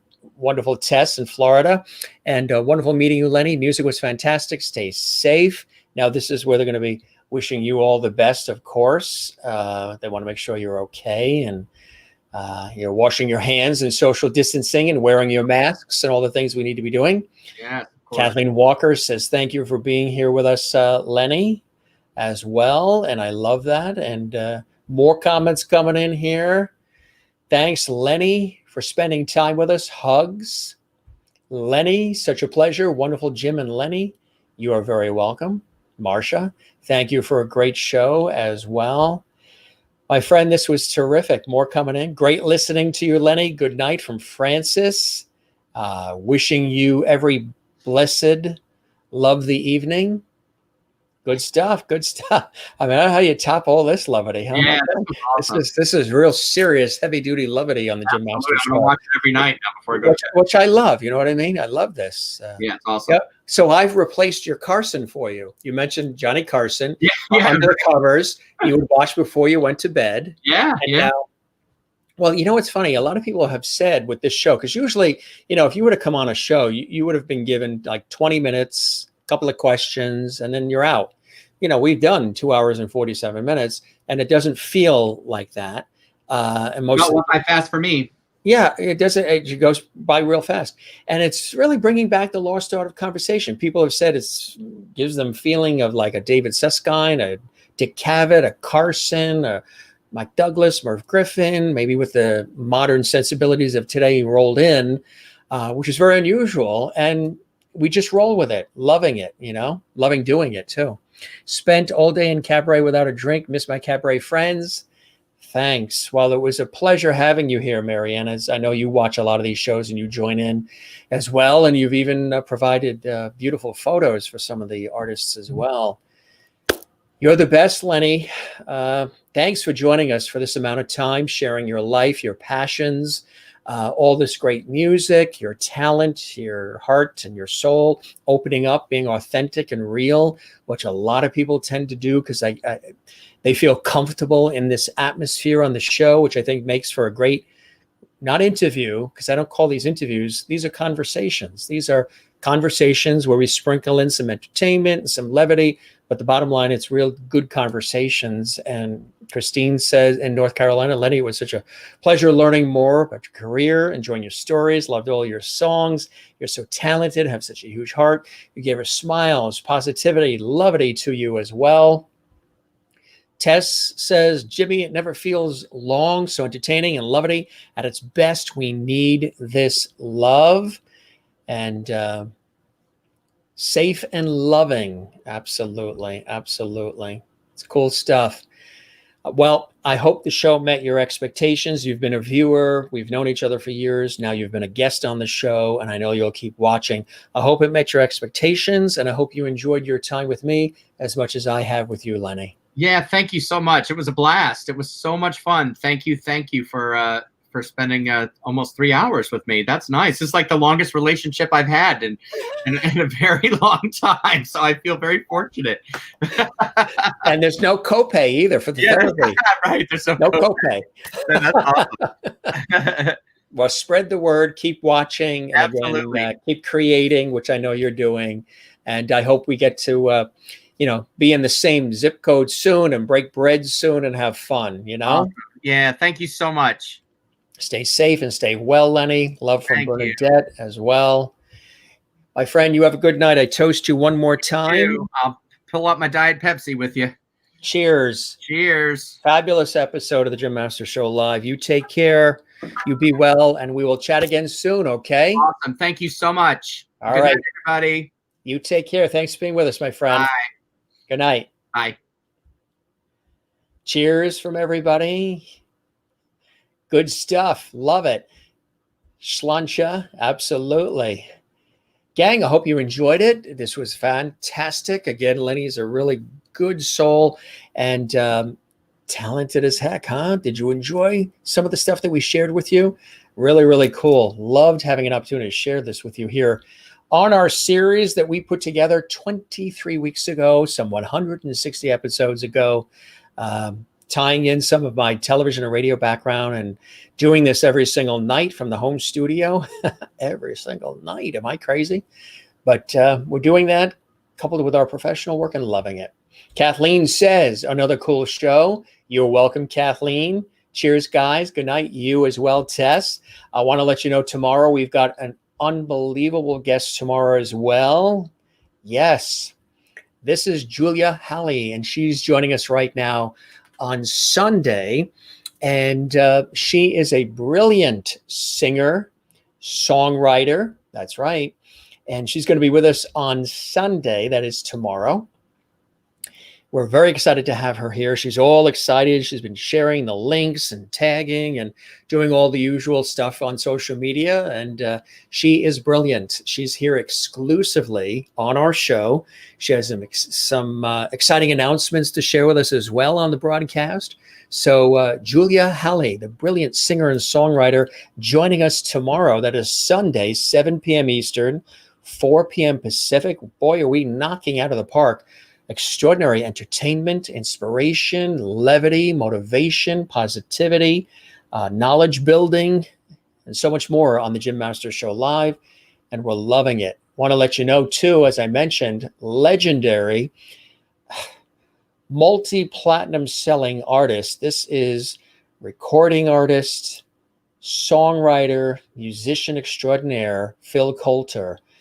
Irish music legend Phil Coulter is coming live on Sunday, November 15th, exclusively. That's right. We are so honored to have him here on Sunday, November 15th. That's going to be at 3 p.m. Eastern. It's going to be fantastic. We are so excited. I think that's about 7 p.m. or so in Ireland. That is going to be on November 15th. We posted it on the Facebook page. On Monday, incredible lyricist and so much more. Michael Colby is going to be with us on Monday. That's right. And so many more guests coming up. Coming up in November, Glenn Scarpelli. You remember him? Talking about I Want to Go Back, which has been pretty much a theme here with Lenny tonight from the 1970s original run of One Day at a Time on CBS. Glenn Scarpelli is going to be with us here on the show as well. So we've got some really cool people coming up. And we thank once again our phenomenal guest tonight, Lenny Watts. He's extraordinary singer and director, and he did booking. He was president of MAC. I mean, you list it. He's done it all.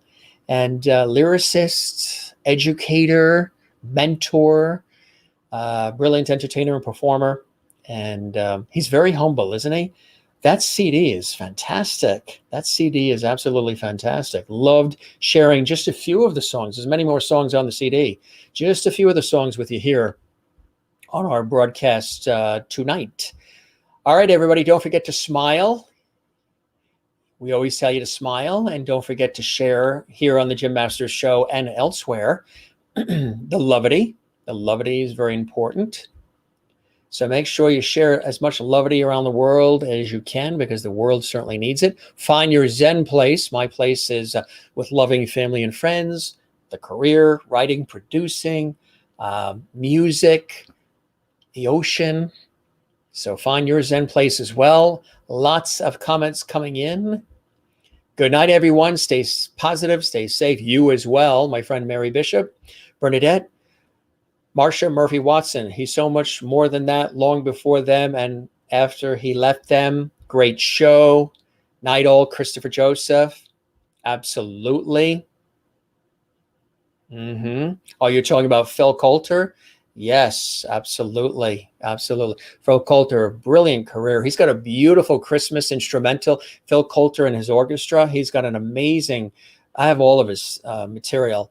I've always been a fan of his as well. So it's going to be great having him on the show. Now you can get some rest because the sun is coming up for you in South Africa, right? I would say the sun is coming up right about now for you, Juanita. So hopefully you'll get some Z's, catch some Z's before the sun comes up. Thanks for joining us tonight from South Africa. And you too, Kathleen, have a great night, everyone. This was a fantastic show. And you be well. Thanks, Jim. You and Lenny even got me love, Ken, slow dancing with me. See? Bernadette, good night, sweet Tess. We will be back. Oh, yeah, Tess has been a viewer. She binge watched several episodes of our show a couple of days ago. She was a guest last night. She's hooked, and we love that Tess is hooked. Antonio Garcia, you guys are great. God bless you too, Antonio. Chef, great having you with us on the Jim Masters Show live tonight as well. Maybe we should have you come on the show, Antonio, and maybe you can be where you are at the restaurant and you can cook some things on our show for us. Maybe we can do something like that because these folks love food. This is a real foodie-oriented program as well. Hi, Jim. Hi, Soraya. Good to see you in Missouri. Definitely hooked. That's what we love to hear. Again, a lot of people have been writing to me. You know, the guests always write to me after the show, but a lot of the viewers saying they're really, they're loving the show, the feeling, the vibe, all the work that goes into it, the content. We're doing it out of our home studio, and it's a wonderful opportunity to share so much with all of you around the world. It's really connecting so many of us in such a beautiful, deep way and creating such a phenomenal community here. I love it. I can't believe we've been talking for 3 hours. And we're doing it again tomorrow night with Julia Halley, the wonderful singer and songwriter. Food, I know. Good stuff. What a wonderful way to spend the evening. Thank you very much, Tess Labella. All right, gang, we're going to wrap up. All of your friends, of course, George Burns says good night.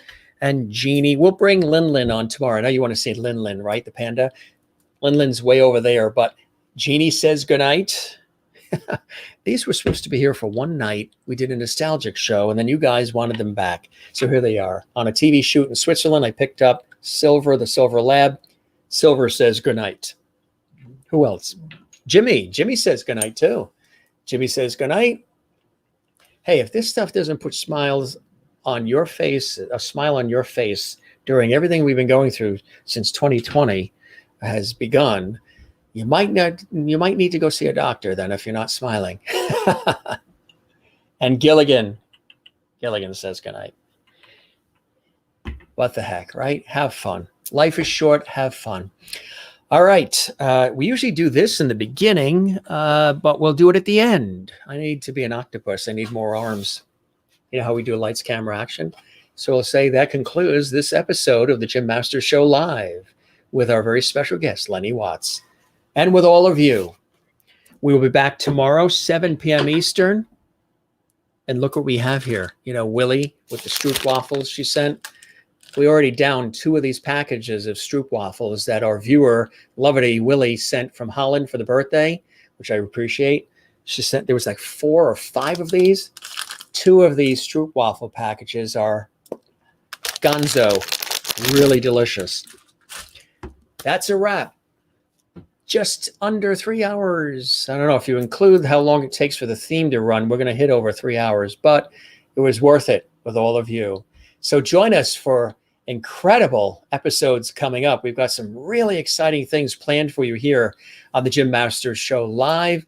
I'm so glad that I decided back in early May to create this. People have asked me to do this for a long time, and I'm so glad that we put it together. It's a lot of work. We have some big plans with the show too. I can't say anything yet, but you're all a part of it. So beautiful to have you here. Good stuff. Good stuff. Such a blessing. Oh, thank you, Bernadette. I appreciate that. Illinois, not Missouri. Have you ever been to Missouri? Our guest tonight, Lenny Watts, was from Missouri, St. Louis originally, but he's in New York City now. This was truly an enjoyable, uplifting, lovely kind of show this evening. All Lenny's songs and the conversation were fantastic. Each night is special on the Jim Masters Show Live. Thank you, Christine. I appreciate that. I know. We're going to have to get, maybe I should do this on a nice, comfy couch, huh? But then we won't be able to fit all this in the screen, because if I just sit in a chair, well, maybe we could. Let's see, if I was seated, I'd have to get a high stool. Maybe we will. Looking forward to all your shows. You are a blessing. Thank you, Kathleen, as are you. Thank you, Tess. And don't forget, relax, breathe, take care of yourself, love one another, and love yourself too, as much as you love one another and take care of one another. You know, we've been through some really crazy times this year. And one of those things that grew out of that is this series, the Jim Masters Show Live Entertainment Lifestyle Talk Show series.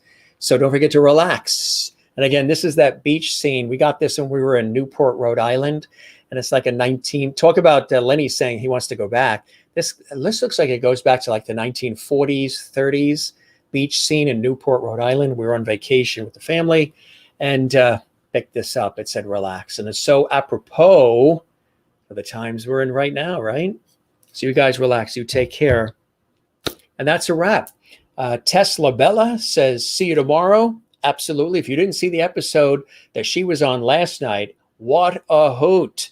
You got to watch that one. It's in the archives. All the episodes, 23 weeks, 150, 160 episodes available at Jim Masters TV on YouTube. You could also see me and follow me on Instagram, Periscope, Twitch, and Facebook, also at Jim Masters TV.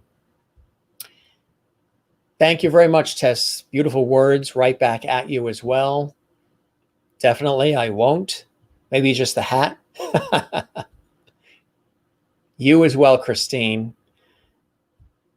All right, Jennifer, you're getting ready. I know you like to do your dance to our Jim Masters Show Live theme song with our Jim Masters singers and orchestra. You guys ready? Singers and orchestra? They're all ready, Jen.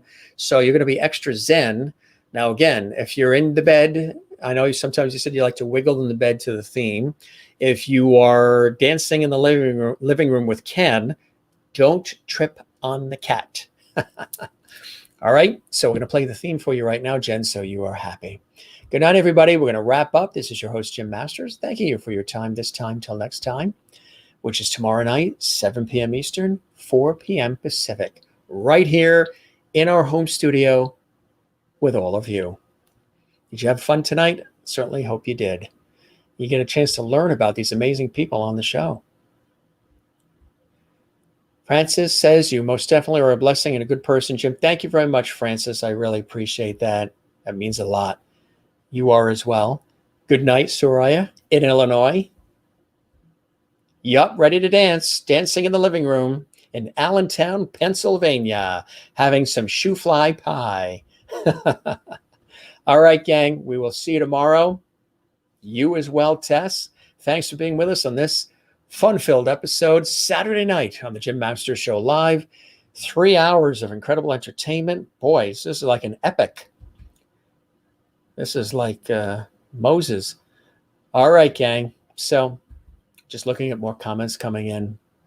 You guys are the best. We're going to wrap. We have some dessert waiting for us. Can't wait to have it. Actually, we still have dinner waiting for us. Didn't eat dinner yet. Good night, Antonio. Maybe we can have you on as a guest and you can be in your kitchen. You can prepare a meal live on our show. Let's talk about that, Antonio. That would be cool. All right, here we go. The theme song coming up just for you so you can dance in your living room in Allentown, Pennsylvania. Jennifer Barry. Shoe fly pie. The first time I heard about shoe fly pie, I was about 13 and we were on a class trip and we went to Stroudsburg, Lancaster, Philadelphia to see, of course, the Liberty Bell. So we were right in that area there and we heard about shoe fly pie. And we had it at one of the restaurants there in Pennsylvania. It was really cool. All right, gang, for the 14th time, we will see you tomorrow. We are live every night, 7 p.m. Eastern, 4 p.m. Pacific. Sometimes we do the shows a little bit earlier based on where the guest is located. If they're in Europe, we try to do it earlier, because they're a guest. But everything's on the Facebook page, Jim Masters TV, if you want to keep abreast of events and who's coming up when. And also on the YouTube channel. If you go to Jim Masters TV on YouTube, subscribe to the channel. We would love that. We're building that channel together. And all the episodes are there. Yes, let me know anything if you and the audience. Oh, that would be awesome. That would be awesome, Antonio. I think it would be great that we can do that and have you maybe prepare some things live on our show. That would be awesome. All right. You take care. You be well. And we'll see you tomorrow, 7 p.m. Eastern, 4 p.m. Pacific. Have a great rest of your Saturday. If you're watching this in the archive, it could be any day of the week. But for now, since we're live, have a great rest of your Saturday. Have a great Sunday morning and afternoon. We'll be here Sunday night. And another comment squeezing in.